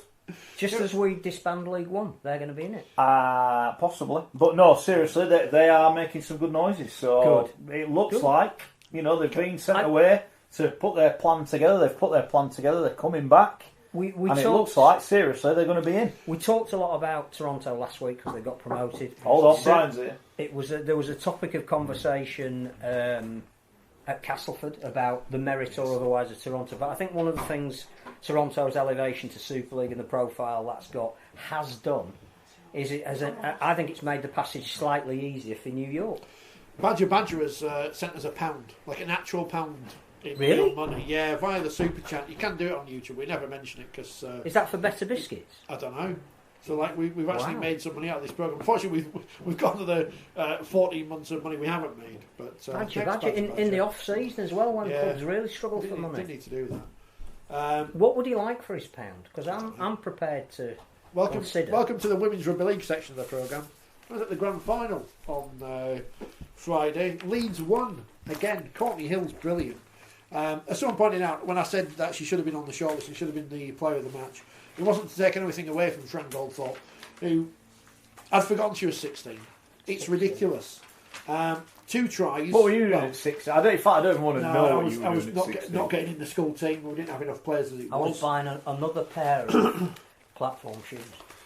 But 16. You could do some now. You're looking a bit small at the minute. 16. I can't get any of the biscuits. She's good at rugby league. It says tear here. I'm trying. She's good at rugby union. She's good at cricket. Good at cricket. Very good at cricket. Yorkshire County Cricket apparently are seriously looking at. So, don't you hate these kids who are talented at everything? This is disastrous. There's an indent. Interestingly, or not. I know. The ratings in the papers are a load of nonsense. Oh yeah. But Have they done women's ratings? No, but Ross Hempstall did the grand final of the men and the women. And by the way, they should call it Men's Super League just to A, because it's right. And B, I am. B, it would annoy people if he did that. I'm going to have them before I He gave the grand final for women 3 out of 5, and he gave the men's grand final 3 out of 5. I mean, these ratings are pointless. He's a good judge. Yeah, but seen a lot of stuff. Oh no, they did rate the players. Oh, go on then. Interested. Most got 6s and 7s. Yeah. Goldthorpe got 8s. Our favourite, she got 7. Hold on. Whose favourite? The magazine's favourite. Our favourite. Yeah, the magazine. What did Beavers must have got an 8? 6. 6? Yeah. Going off rough. Need to take him to 6 take him to account. Episode, you are a disgrace. You know what the difference was on the day? Because we haven't really talked. 6. We haven't actually talked about the game, have we? We kind of talked around the game because of reasons. The big difference between the two teams, from my view, sat in the stand, was Leeds had the better halfback partnership, and Cass did seem a bit disjointed. They were missing their captain. Your columnist, by the way, got 7. She's not bad. Should be pleased with that for the bench. Who was the lady of the match for them? Imposing prop, according to Ross. Well, he just says play the match Fran Goldthorpe, so I guess he just picked who won the thing.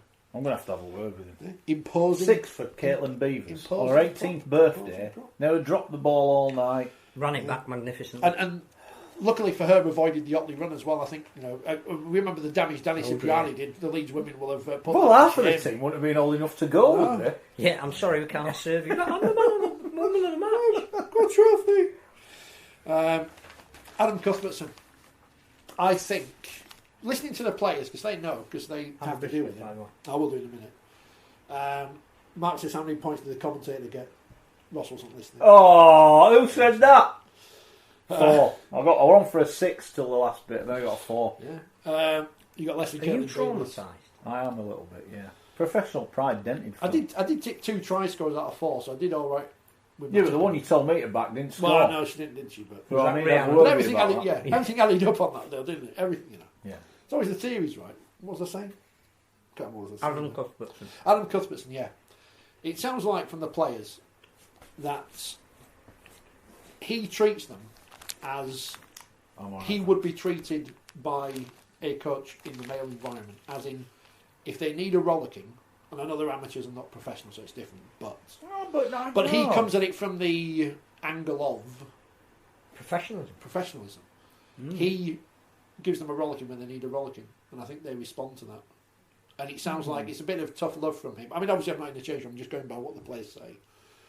But it sounds like... You will never be allowed in that changing room, Richard. Ever. No, only Gary Hetherington's allowed in. Saw Gary today? Yeah. Yeah. It was beaming. Celebrating grand final success. Yeah. Yeah.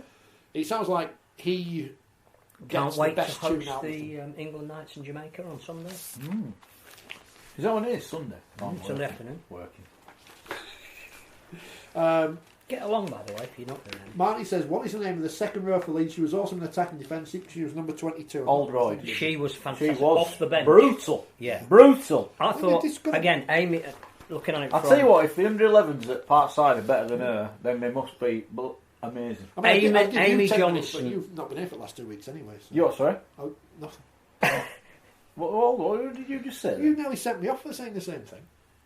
Oh, okay. Inconsistent like Chris Kendall. Oh, Richard! That's it! If we had where's the red card? Has he got a biscuit? Because Hey, again, give him the packet. Give him the packet. Deny him. Where? Where that was outrageous. No, Oldroyd was superb. What I thought. So, all right then, here you go. You're moaning about Hill, right? Oldroyd, superb. Goldthorpe gets 2 tries. Yeah. No, I just think she's great. That's all. Amy Johnson, I thought, kept Leeds in it early on when it looked like they were going to be absolutely swamped by a brilliant I was start. impressed with Anderson, the front rower. Phil's favourite. I thought she was outstanding. I think Staveley runs the ball well. Then Then Oldroyd came off the bench and it went up, the intensity rather than down. Yeah. And I thought the first 10 minutes, Cass were magnificent. But they struck me like they did in the Challenge Cup final, as when the going got really tough, Leeds became more of a team. That's for me is the Cuthbertson influence. We know what we're doing. Yeah. We're sticking they together. Were process. All Whereas, as things started to drift away from them, Cass became individuals. Yeah, we'll give it to Georgia. Georgia. Poor game by her standards. Yeah, didn't get a lot of support from her half-back partner. Sinead Peach was outstanding till she got a peach on her head, and did drive them forward through dummy half, and they did pose a threat out wide. They just didn't get the ball out wide on a number of times. Had an overlap, but didn't get the ball out wide. I think again, it's individuals going right. We need to do something on this play rather than let's just keep exploiting the left, because I think we got some opportunities here. Yeah. And Kelsey Gentles is a great player, but she's wasted on the wing because people have got to do stuff inside to release her. It's all about playing in big games. Yeah. And having that experience, learning from that experience and using that experience. And Leeds did from the last year when they lost the grand final with 2 minutes to go to Wigan. Yeah. I mean, a lot of those girls just went, we won't forget this feeling. I don't think use it. Some more biscuits here. I didn't know those. I know people get annoyed. Can't get enough biscuits. He'll take his pound back now he realises he's got 2 lots. People say he's talking too much about the women's. Oh, don't do that, because I noticed somebody else has stolen our gimmick elsewhere. I know. That isn't even our bell, isn't it? I know. It is ours there, yeah. I know this is... Can't we go through the administrator to get it back? The dartboard's still there as well. There's still signs still on the bloody building. I know we're still... I know people get annoyed to talk about the women's game too much. Don't care. Has there been the grand final? They've just arrived for the nines. I don't think Courtney Hill can do the things she does without her half-back partner, and I think Hannah Butcher was very underrated. Unsung player. Very underrated. Her defence early on when it could have gone away from them. Stop laughing. No, you put 2 words in. No, I'm laughing at people on social media. Why did I doubt them? I didn't know, did I? I did it on the year, but in reality... I saw you having a few quid on before the game.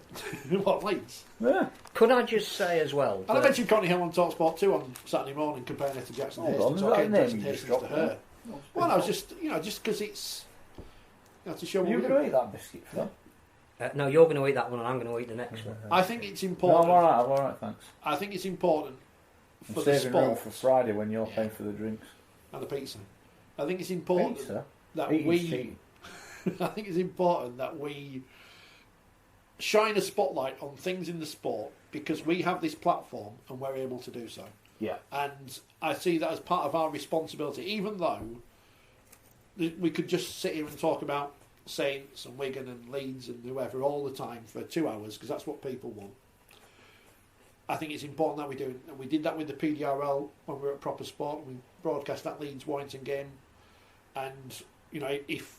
You know what my biggest claim to fame is getting steamrolled by that El Killer bloke. James. Steamrolled. Was it Jamie? I always forget which one it was. We're grand final, I know. He did, I'll get him back. Speed bump. Yeah. Sometimes we're wrong, sometimes we're right. And when we're trying to get the rights for Women's Super League, which is still a ridiculous story, we were right. It's just a shame we didn't get them, but never mind. There's And you were there last year, Phil, at Manchester, so I can go was. back to this. And you obviously watched it on TV on Friday. But the difference in the presentation, again, we talked about how great the men's grand final was in terms of the presentation going to the game. The presentation of the match on Friday, yes, helped by the fact it was on TV. But the right venue. It was the Etihad Athletic Stadium was completely the wrong I know venue. we criticised the choice of venue in terms of spectators and whatever, but the players pre-match on social media hammered anyone who said otherwise. Well, because they wanted to play at a big quite ground. rightly put out. Are you asking any of the men if they want to play at Old Trafford? Should it be at the ground of one of the teams? And hard to if it I think works I'm probably being a little bit that I wanted to see a massive crowd there. It looked great on the telly, but I actually think it looked great on the telly anyway. Because it was the same production values. Yeah, that that's the thing. men's game It was as if it was a Super League game for men, and that's Some- all credit to the TV. Something else that's significant, and it sort of draws us into the international arena because some of the best of these women are now playing with a national Beach, I've shirt. seen them. There's been today an announcement by the International Federation that there's been an evening up of money, that the women in the nines are going to be paid the equivalent of the men in the nines, and the leading nations of the men's tournaments, who were playing test matches around the same time after the nines is finished, have agreed to an equal share of the money. So everybody who's playing in the Oceania Cup is getting the same. Now, I think that's a massive step forward. Yeah, I think it's a real credit to the sport that our players are prepared to sacrifice for the greater good. I think if you've got 2 minutes and you can go on the Rugby League European Federation website, read the trials and tribulations of Cameroon last week, who had a 4-day bus journey each way to play in the Mediterranean Africa Cup, and even got robbed and arrested on the way home. It's an astonishing that just to put a national shirt on that meant so much to them, they were prepared to set off on the Friday and arrive 2 hours before their first game on the Wednesday. And then they played again on the Friday. They attended a get-together with all the other teams who felt that they'd been the heroes because of what they agreed to do. They got on a bus back for the remainder of the journey home, which was another 4 days. They got stopped at customs and were asked to pay a bribe, which players didn't have any money. So they all got arrested, threatened with incarceration. They're sat out in the middle of the night in their bus. Robbers are trying to take all the goods that they've got. All of that stuff. And the only quotes that they wanted were, "We've had a wonderful time." Now, if that's indicative of what the players who are going to be playing, particularly for Australia and for New Zealand, and I think for England, who were a Tier 1 nation, if they've been prepared to donate some of their wages to the likes of Fiji, Samoa, Lebanon, PNG, and in the women's case, that the England women are going to get what the Gillaroos are promised, and the Kiwi Ferns, and so are the PNG Orchids. That is massive. And whilst we talk about this grand final in its isolation and the impact it could have, if women start getting paid, even at the international level, to play this sport, something good is happening. And our sport is based on the fact that in 1895 people wanted to get some money for the time they had to take off work. And I think, as you pointed out in commentary, the last World Cup, was it one of the cast players had been not only working, but working in hospital Emma Lumley, she's a consultant. Yeah. So working overnight in a hospital. Yeah. And didn't think twice about donning a kit and getting smashed. Yeah. Magnificent. Yeah. I just can't get over. I know we need to. Probably wasn't the only one either that had to grab. No. I think the Wakefield players have been doing it as well. Oh, I think they all do it all season. I just can't get over the fact that there were 16-year-olds out there who looked like, not professionals, but they didn't look overawed by the occasion. And that's amazing credit. Start something good. The Saint has asked, and I don't think the answer is out there, if the voting was released for the Harry Sunderland Trophy on Saturday. Obviously, Luke Thompson won the award, first prop. He must have won it by a country mile, didn't he? Thompson was amazing. Did we all get a vote? I got a vote. Mine didn't get collected. I did vote for Tom. I would have voted for him, so it didn't. I didn't vote for him. Who did you vote for? Coops. Who was... I knew you. The Saint thinks would have run him close. I don't know what I'm talking about. It's that pass you through into touch, I thought. Here's a thought for you, right? I thought it was difficult to pick. Here's a thought for you. He's out of contract end of next year, isn't he, Thompson? He's got to be going to the NRL, hasn't he? I'm thinking, if you're a Super League club, right, this is a genuine question. I mentioned this to someone today. Should you not be looking to make him a marquee player because he is that good? I think if you're another team, do you go and test the water? His value is astronomical. Imagine if he plays like that in the Test matches. Yeah. I wish we would play in Australia. He will do. We can't hide from the fact that they are the number one nation. But if he plays like, can we get tickets for the Australia game? I think we'll buy some. What, next year's? Yeah. Yeah. Let's go on. Go online, Rich. See what the venue is. Buy a GB shirt that we're going to wear 3 times. Can't get any. Never mind. Is that a missed opportunity? Buy the 9 shirt they're going to wear for 2 days.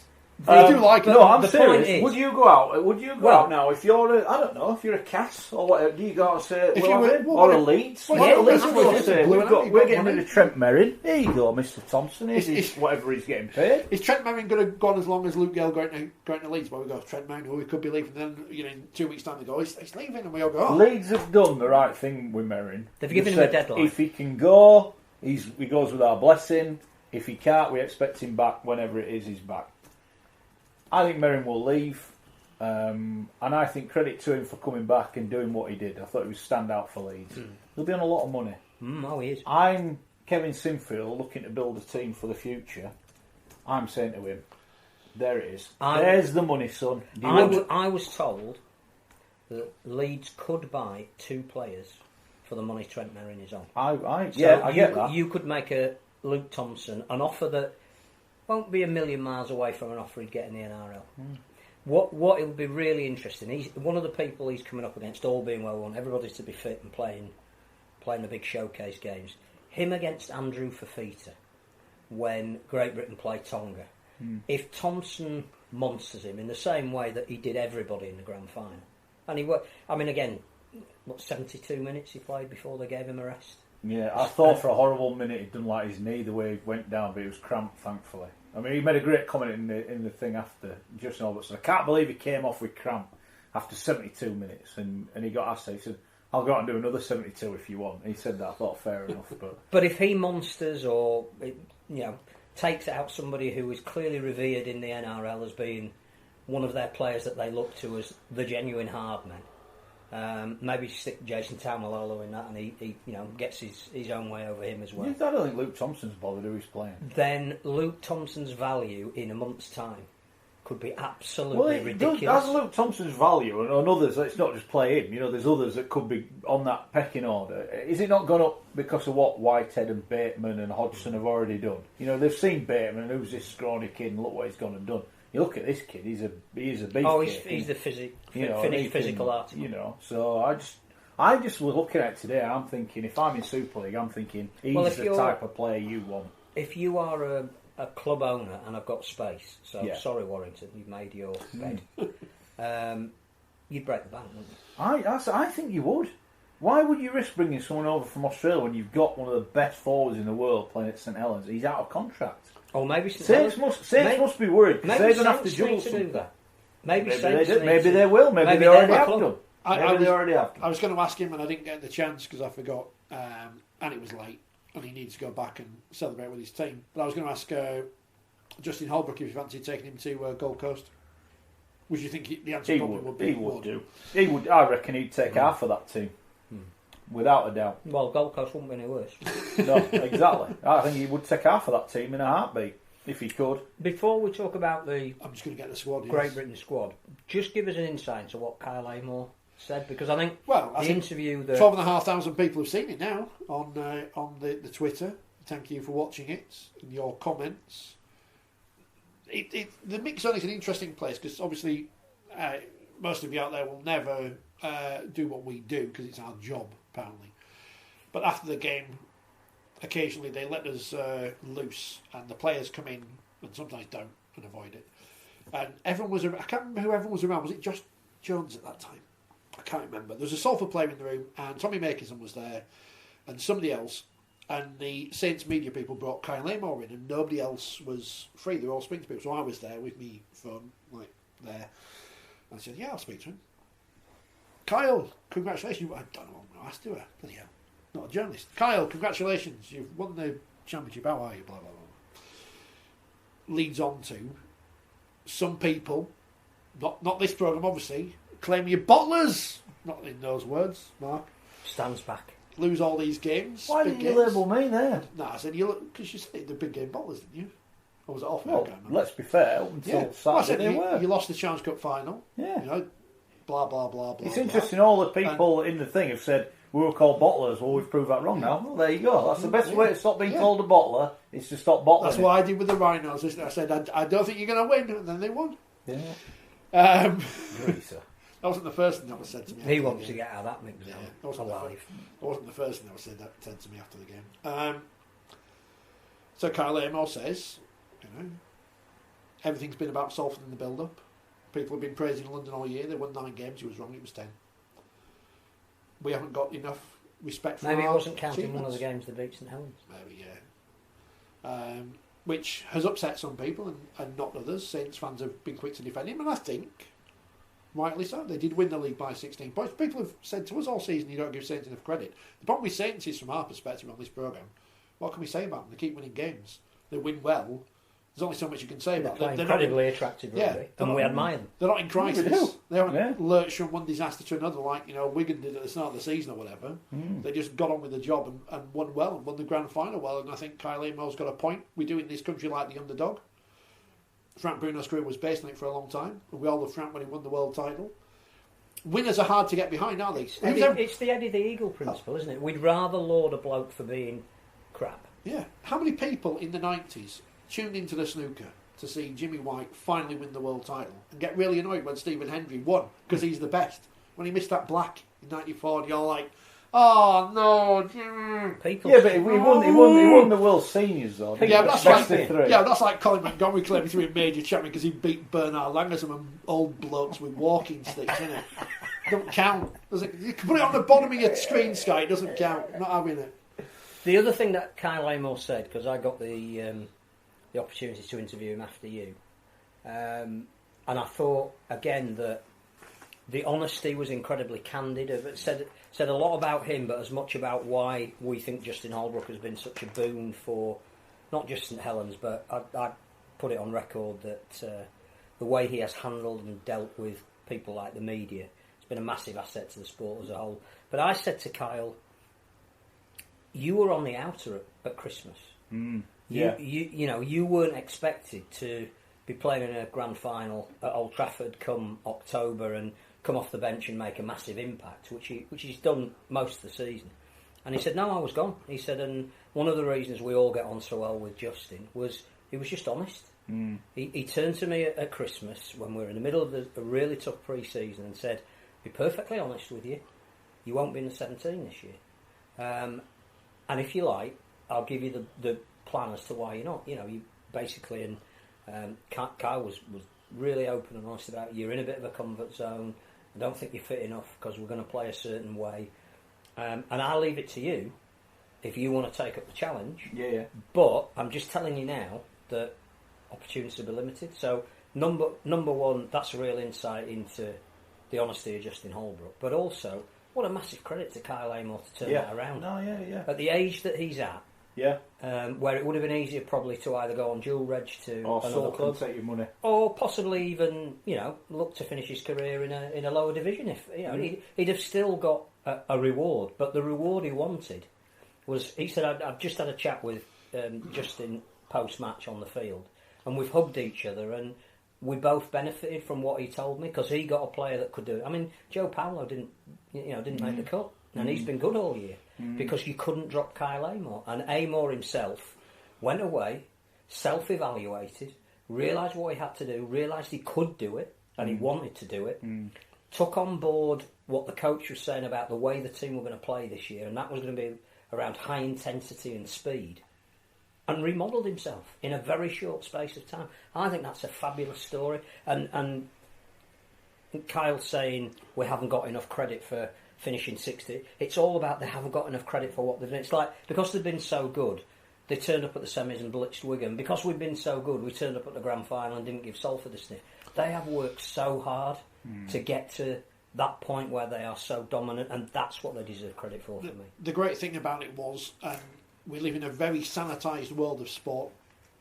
Sometimes after the matches, the players let their guard down, and maybe Kyle Amor today might not say those same things. But I'm glad he said it, and I just think in the way he put it across, I think. But I'm glad he said it, and we thank the players for their honesty, because that's it creates talking points. We report it as faithfully as we can, and fans get a knowledge. I mean, it'd be very easy to stand there and, being a fan, go boo, boo.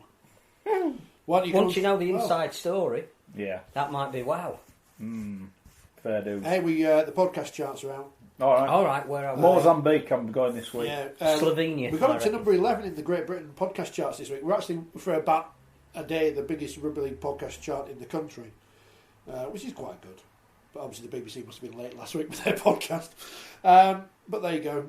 You're in all the usual places. Thank you for downloading. Keep doing so. Tell everyone as well, and share the link. We big on the Cameroon bus as they waited to be rolled? Possibly. We don't do enough of the share this video and stuff because we're not that kind of thing. But do please share the video, share the links to the podcast, and follow us, and do all the things you're supposed to do on social media. We'll give away a copy of the new magazine next week. We should give away a copy of the first one as well together. With it as collector's item. Yeah, very much so. Unless you don't like Sam Tompkins. Yeah, he's on the front. What about this Great Britain? Well, here it is. This is the squad announced by Wayne Bennett and his team of lackey-stroke-selectors. Someone pointed out earlier today, how much reserve grade rugby does he watch in the NRL? But here is the squad. James Graham's top of the list because he's the captain, followed by Blake Austin, John Bateman, Tom Burgess, Darryl Clark, Jake Connor, Lachlan Coote.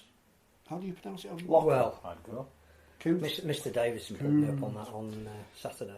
Oliver Gildart, Zach Back Hardacre, Jackson Hastings, Ryan Hall, Chris Hill, Josh Hodgson, Jack Hughes, Josh Jones, Johnny Lomax, who was very quiet on Saturday.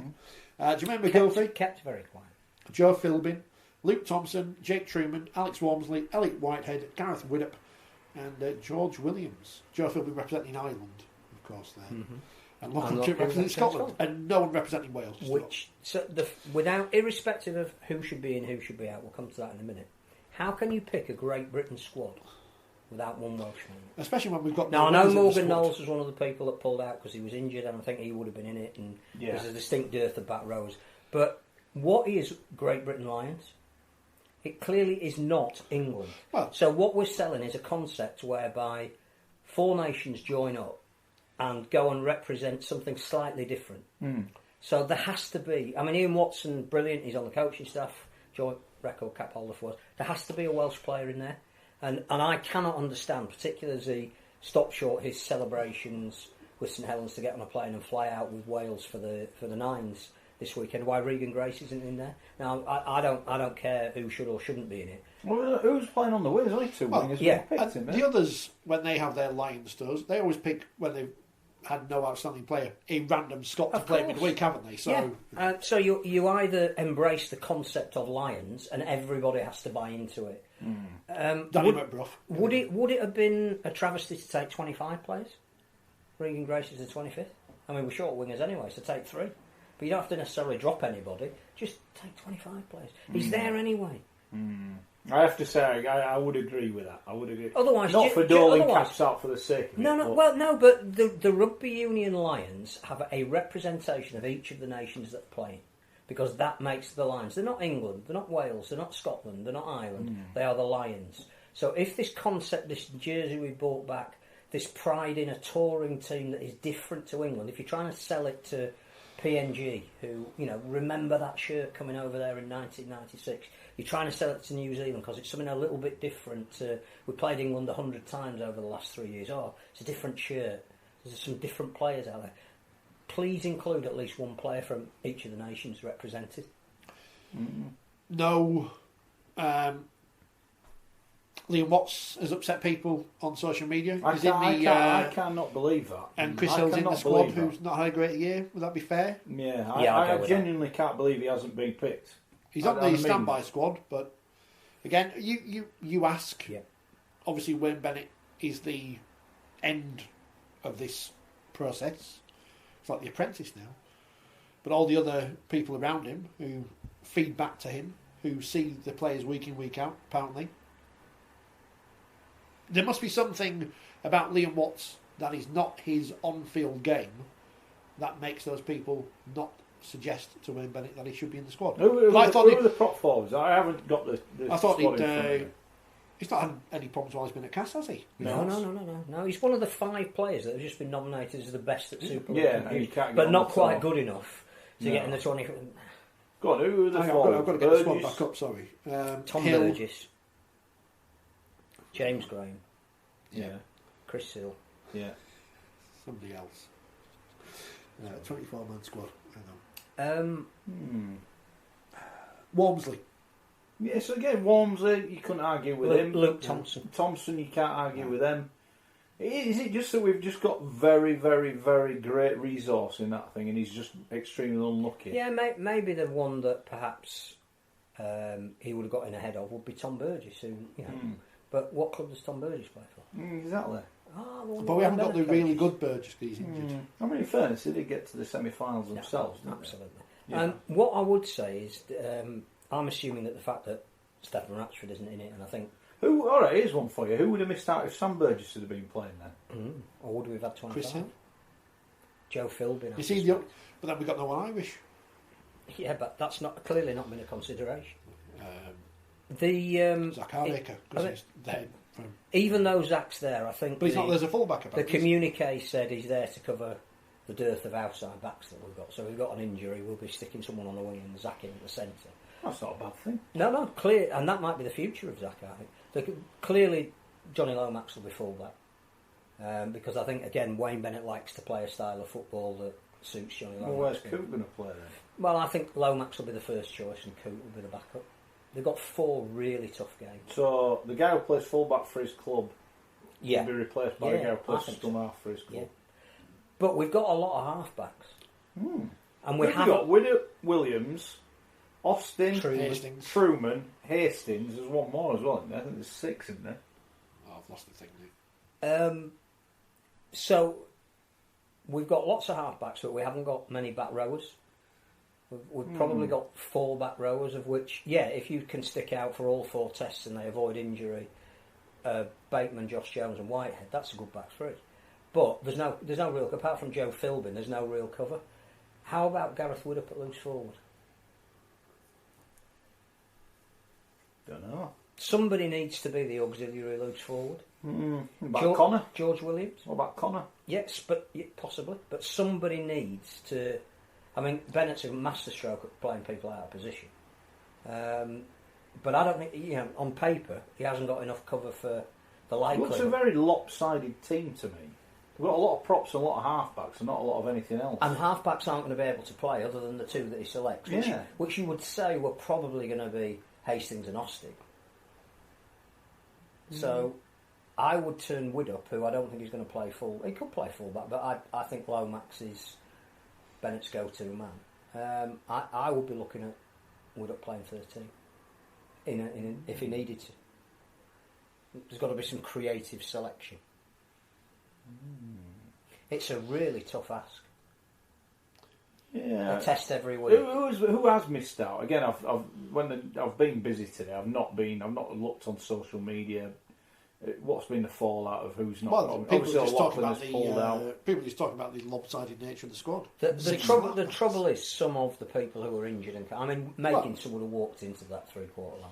Yeah, so again, where's his replacement? But he's not been replaced. Where's his replacement? Because it's not Regan Grace, is it? Yeah, that's what I don't get. It's where there's some people. Laughlin's not gone in. So who's replaced him? Who's a back rower? Yeah, there's no Sam Burgess. Who's replaced him? Back rower. Morgan Knowles, back rower. Yeah, Zach we're only going with 3 back in rowers. Yeah, the England performance squad. But we have picked Zach, even who though wasn't even in the squad. But where's he going to? He's there to be a backup because we haven't chosen a lot of 3/4. Who are going to be the centres? Gildart? Yeah. Connor? Yeah, probably. Liam Farrell, unfortunate, if we've got a dearth of He's not having him, is he? He's not having him. For whatever reason, he isn't. And he was the first name when Bennett first came. We've got no back rows in England. I thought, well, he goes all right whenever I see him play. Again, what would be great, and Bennett isn't the kind of coach to do it, and it would be wonderful to have a master class from him about what he thinks are some of the strengths and weaknesses of the guys who he hasn't picked.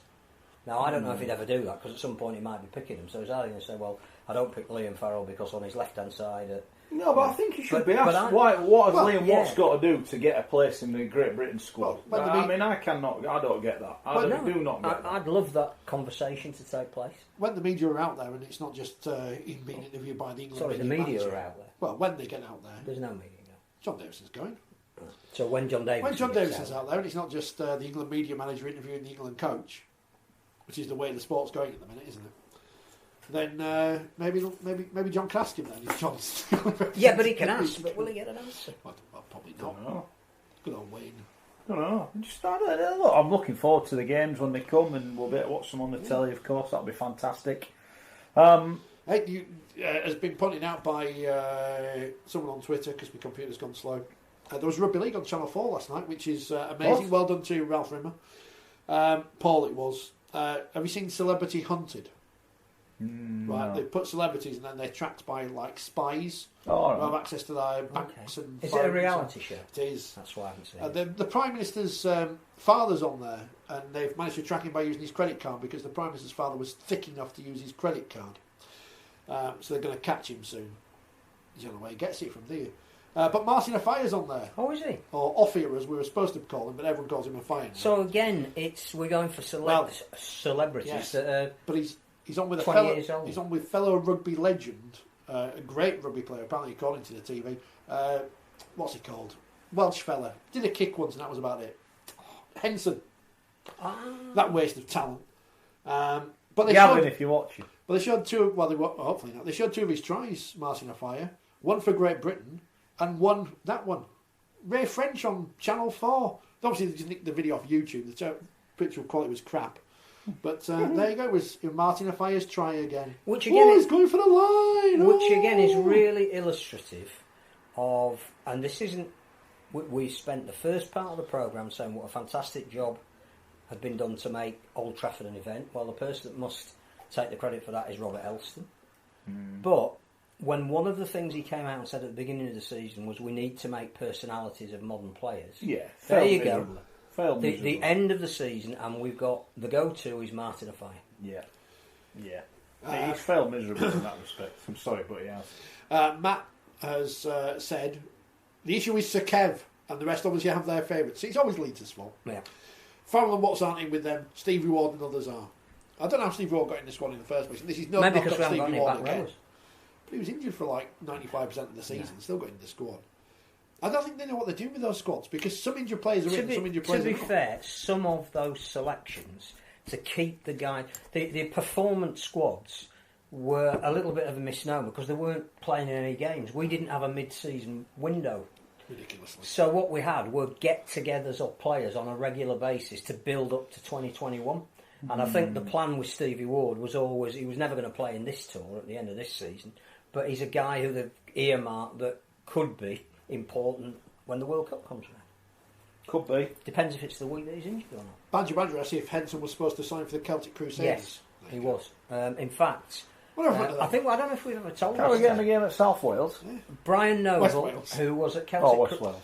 But Brian Noble at Celtic Crusaders at the time, Yeah. took them to the playoffs before they were disbanded at the behest of the RFL.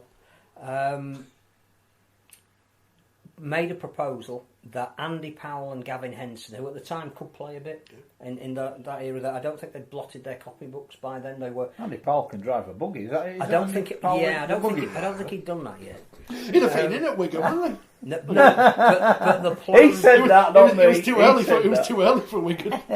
The plan was that he'd recruited both of them for Celtic Crusaders. They'd agreed terms, but it would have taken them outside of the salary cap. Brian Noble made a proposal to the other chairman to ask for dispensation. Said, I can get you 2 British Lions. All right, might make us quite good in the short term, but they'll come because Gareth Thomas has said, you'll have fun here and you'll be successful here. What I'd like to do is get them to sign to contracts from the Welsh Rugby League rather than Celtic Crusaders, because they will play for Wales. You know, whenever the next international is, not only will there be a crowd draw, but they're good enough now to play for that Welsh Rugby League team. And all of the people around the table, no, we're not sanctioning that because you'll be better than us. Never says under Gareth Thomas's name on the tally at the moment, ITV, former Celtic Crusader, does it? If anyone knows where I can get a Welsh Wales Raiders shirt from, let us know, please. Well, do you want one? Yeah, that's really crap home shirt. Yeah, bright green and grey. It's fantastic. Trying to get some free stuff. Richard Shawright, the home of crap rugby shirts. There's a Doncaster shirt on eBay from the 90s. I'm really tempted, Bob, and I'm trying not to spend money because we haven't got any budget on this programme. You better have a biscuit. Yeah, if we put up all your crap shirts in here, we'd look alright, wouldn't we? Yeah, but other programmes have nicked that idea. People would think it was one of those nostalgia fests. Yeah. Anything else you want to talk about? Matt says, Phil will stick up for the Leeds players. Ward hasn't played consistently for about 3 years. There you go. It's always your fault, Phil. It is. Leeds. It's right. I Leeds agree with Matt. I agree with Matt. Your He's a fault. good player, but can his body play how he wants to play? I don't think it can.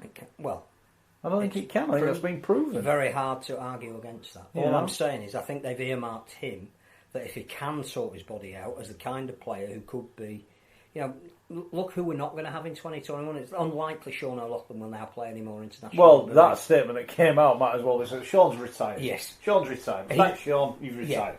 Yeah. That? Yeah.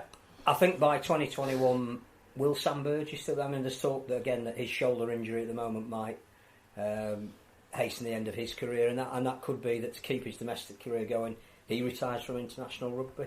James Graham, is he going to be around come the World Cup? The punishment he's been under for such a long time. Can he do another 2 years? Probably not. So there's going to have to be some significant change in the England squad for 2021, and you don't wait until 2021. I think what Kevin Sinfield, and I'm not, again, it's from Leeds, so you're sticking up for him. It's from Oldham, really. And Wayne Bennett have decided is it's not just about who's going to win some games this month, it's about what's the squad going to look like. And I think they've earmarked him as being someone they want, if he's fit. Badger's Well, is that right, though? Because if you read between the lines, we've been told he's got to up his game or he won't be at Leeds much longer. Maybe that may not be true. By the same director of rugby who's in the international. Yeah, so exactly. I think he knows what's at stake in the next year of his career. I also think... Has he got one more year left at Leeds? No, I think next year is a defining year for him. The other one who I think is a good selection because it's hinting at the future is Jake Truman. I don't expect Jake Truman to play in any of the games, but to put him in that environment with Wayne Bennett for 4 weeks isn't going to do him any harm. Because again, what you're saying to Jake Truman is by the time the World Cup comes around, you could be by far the best halfback that we've got, and we might have a chance of winning this tournament with the best halfback pairing. So let Blake Austin and Jackson Hastings fight it out. But if you continue at your rate of progress, you could be the guy we could build a team around. Now, I think you take him on the tour in the knowledge that why are we taking so many halfbacks? Because I think the experience will do him the world of good. And he don't play for Leeds. No. Yeah. Not yet. Yeah. Not yet. Badger keeps giving us money. He just realise we're wasting it on biscuits, don't we? Doesn't he? Well, I wouldn't say wasted. No. Never waste. Waistline, maybe. Yeah. God help us, says Graham. I don't know as to what, but you know. It's a phrase we use often on this show. Could apply to anything. So Great Britain play their first game against the Tonga Invitational 13. Is that an actual genuine test match then? Or, this is not like you, shall not be mentioned tonight's 50th cap.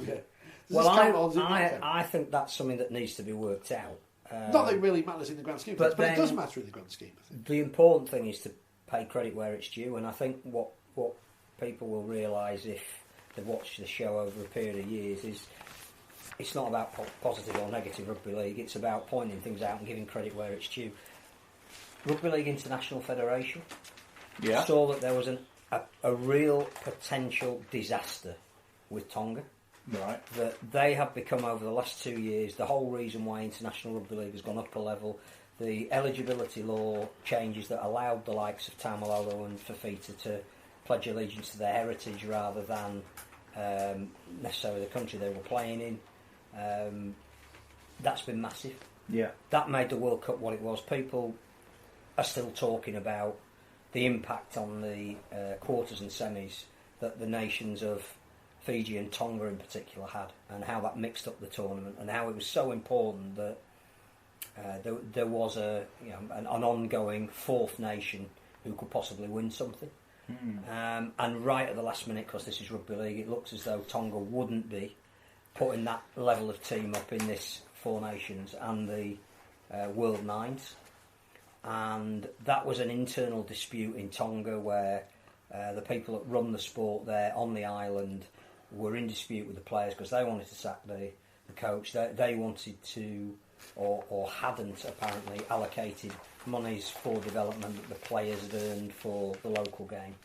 So the players then said, well, we're not going to play if you're going to sack the coach and not behave in a manner in which we think is fair. And the International Federation suspended the current Tongan governing body, which they've gone berserk about, and have basically picked the team for these test matches, which is why it's invitational. And all of the players have come on board to play. And I think, again, that is exactly what an international federation should do. And to salvage that situation, to be seeing Great Britain up against the best that Tonga can offer. Tonga are also playing Australia in a test match. You cannot imagine what would have happened if it had been players playing in, the New South Wales Country League against the Australians. It just would have sent us back. Yeah. So hats off to the International Federation for brokering that. I think that's it. And if it's invitation, if they get a cap, they don't get a cap. Yeah. That's secondary. Great news for Fiji and great news for Australia because the Fijians are going to have a team in one of the New South Wales competitions, which means there's more talent there for the Australians to pick for their national team in the future going forward.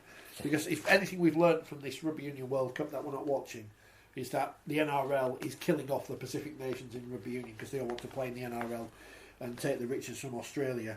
That's good then, isn't it? It is. It is. But Japan did well with their squad full of about 6 Japanese people and a load of islanders.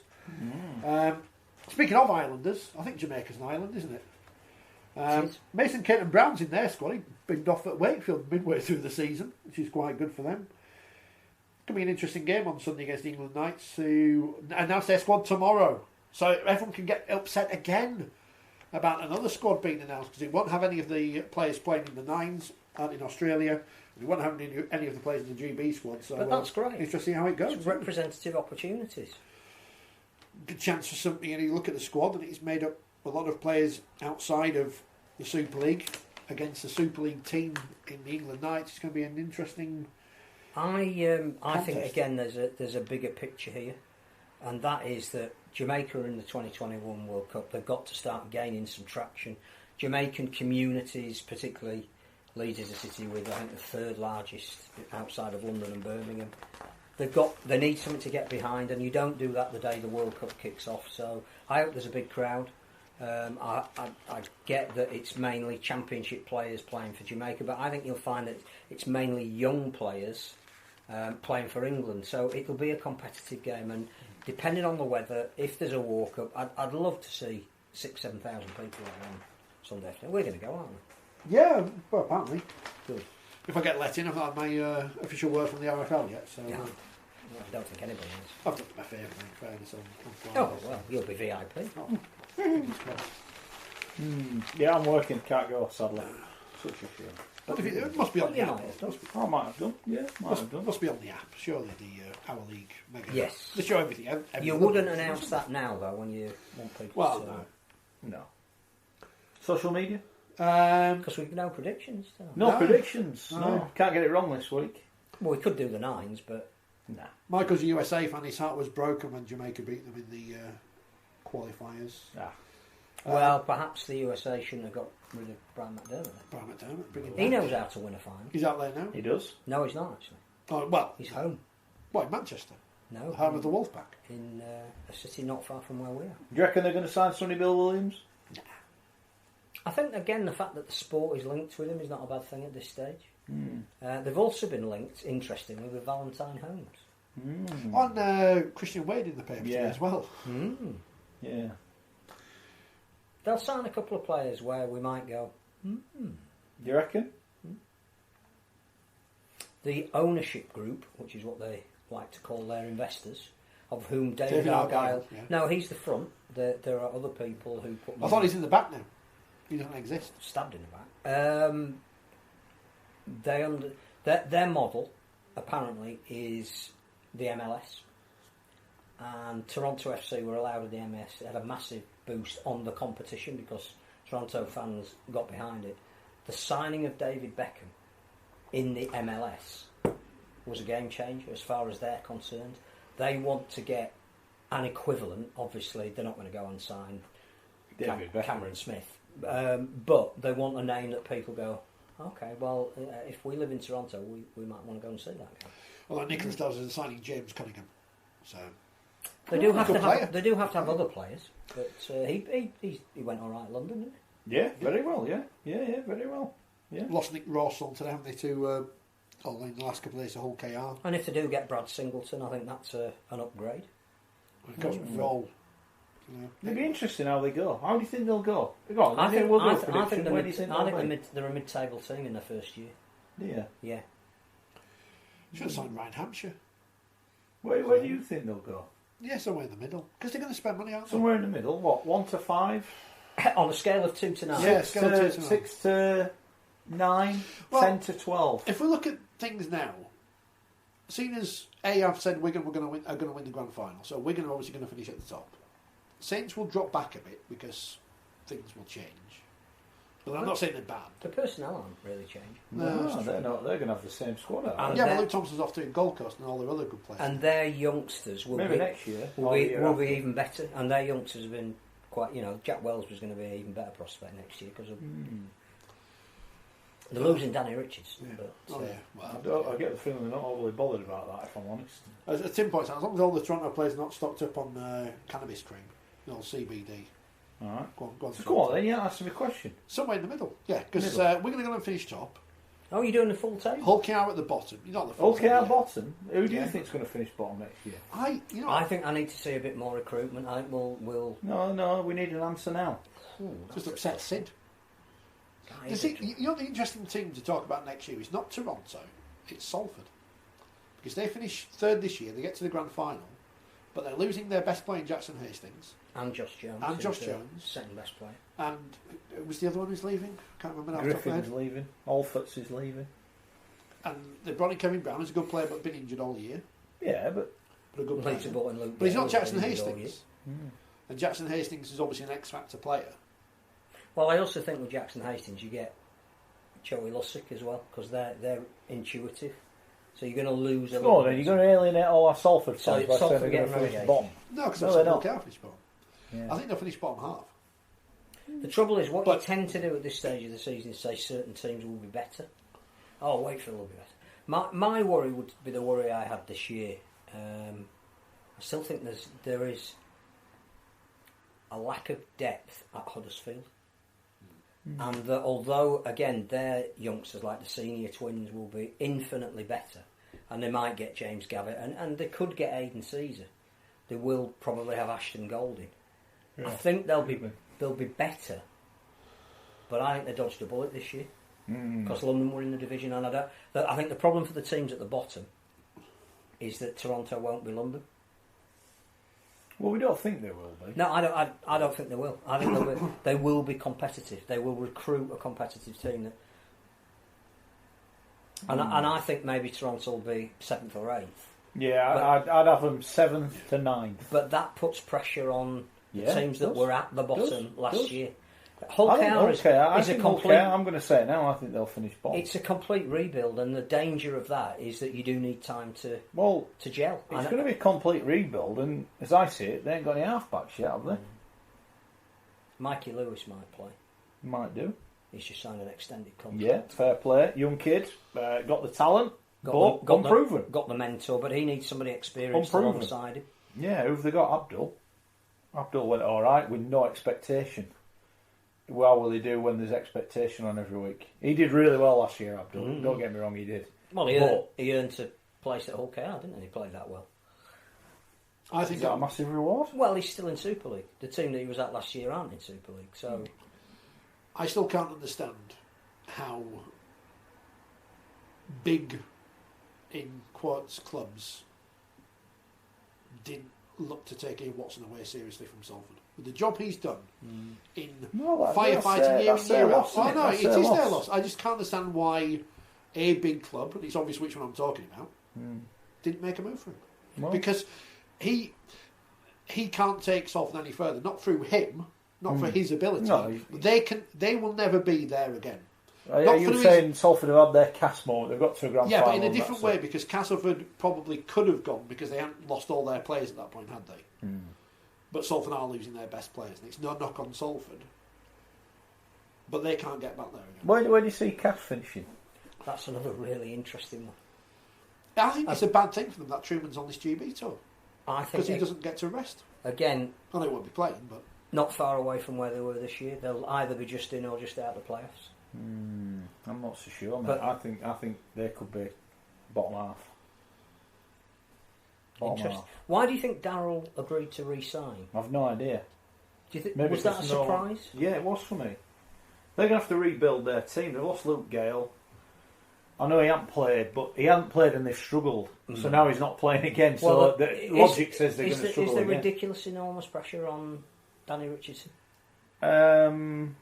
Yeah, they've got two very promising young halfbacks. But why? Well, there's your question. If he's not good enough for St Helens, why is he? What does that say about Cass? I think my worry for Cass is, apart from Sasaya Feki, who will get some brilliant service from Michael Shenton if Shenton's back to the level that we hope that he will be. And there's no reason to think he won't. He will. I spoke to Michael at the grand final. He said had they won at Salford, he would have played in the semi-final. But apart from that combination, I worry about. They've got two really good young halfbacks, and we clearly rate Truman.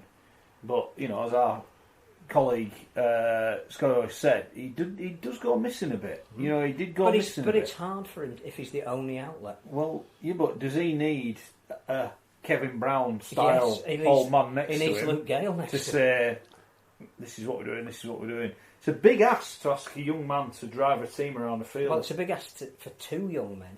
McShane being linked with Leeds as well. Do we not read sure anything there's any into that? truth in that. Why not? I don't. They've got rid of Sean Lund. They need another hooker. Oh, they're in the market for a hooker. Brisbane Broncos, Sean Lund. He's got Brisbane, hasn't he? I must have missed that one. What, his holidays? Badger says... I like Badger. Speaking of recruitment... Badger, mushroom. Speaking of recruitment, props to Featherstone. Really made some good signings so far. Craig Hall being the latest, which is an interesting one. I know his career trajectory has been interesting, isn't it? Because he came to Wakefield, left because I think he wanted to play halfback. Wakefield didn't want him to play halfback. Went to Toronto, left Toronto, got Hull KR again, left Hull KR. Coach not fancy him there, it seems, perhaps. I think again, it's only an impression I get. I don't think Tony Smith thinks he does enough on defence. That sure he could score a try out of nothing, and they'll be a massive asset for Featherstone. Yeah. Who I suspect will lose Alex Sutcliffe back to Leeds on a permanent basis. Okay. Nicola says which team will send the most supporters to Toronto? Both the whole teams, because they've got 7 billion away to fans. No, I think it'll be good. I think you'll see when fans come out. I think you'll see some big I crowds think going over. Warrington always take a lot to Catalan. I think they'll take quite a few. They'll hopefully they'll behave. Be nice. Fair point. What's the police like in Toronto? That beer garden. Will we ever find out what happened with that investigation? It's going to be interesting, especially because we don't know which games they're going to play at the start of the season away from home.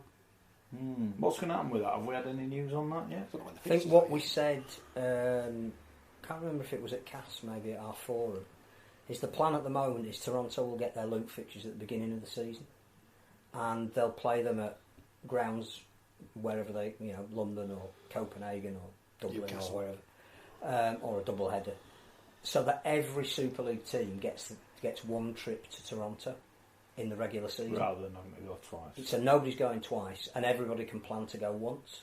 So it makes it a great experience for everyone. And I think Wigan fans and Hull fans who went to Australia at short notice a couple of years ago, they'll travel.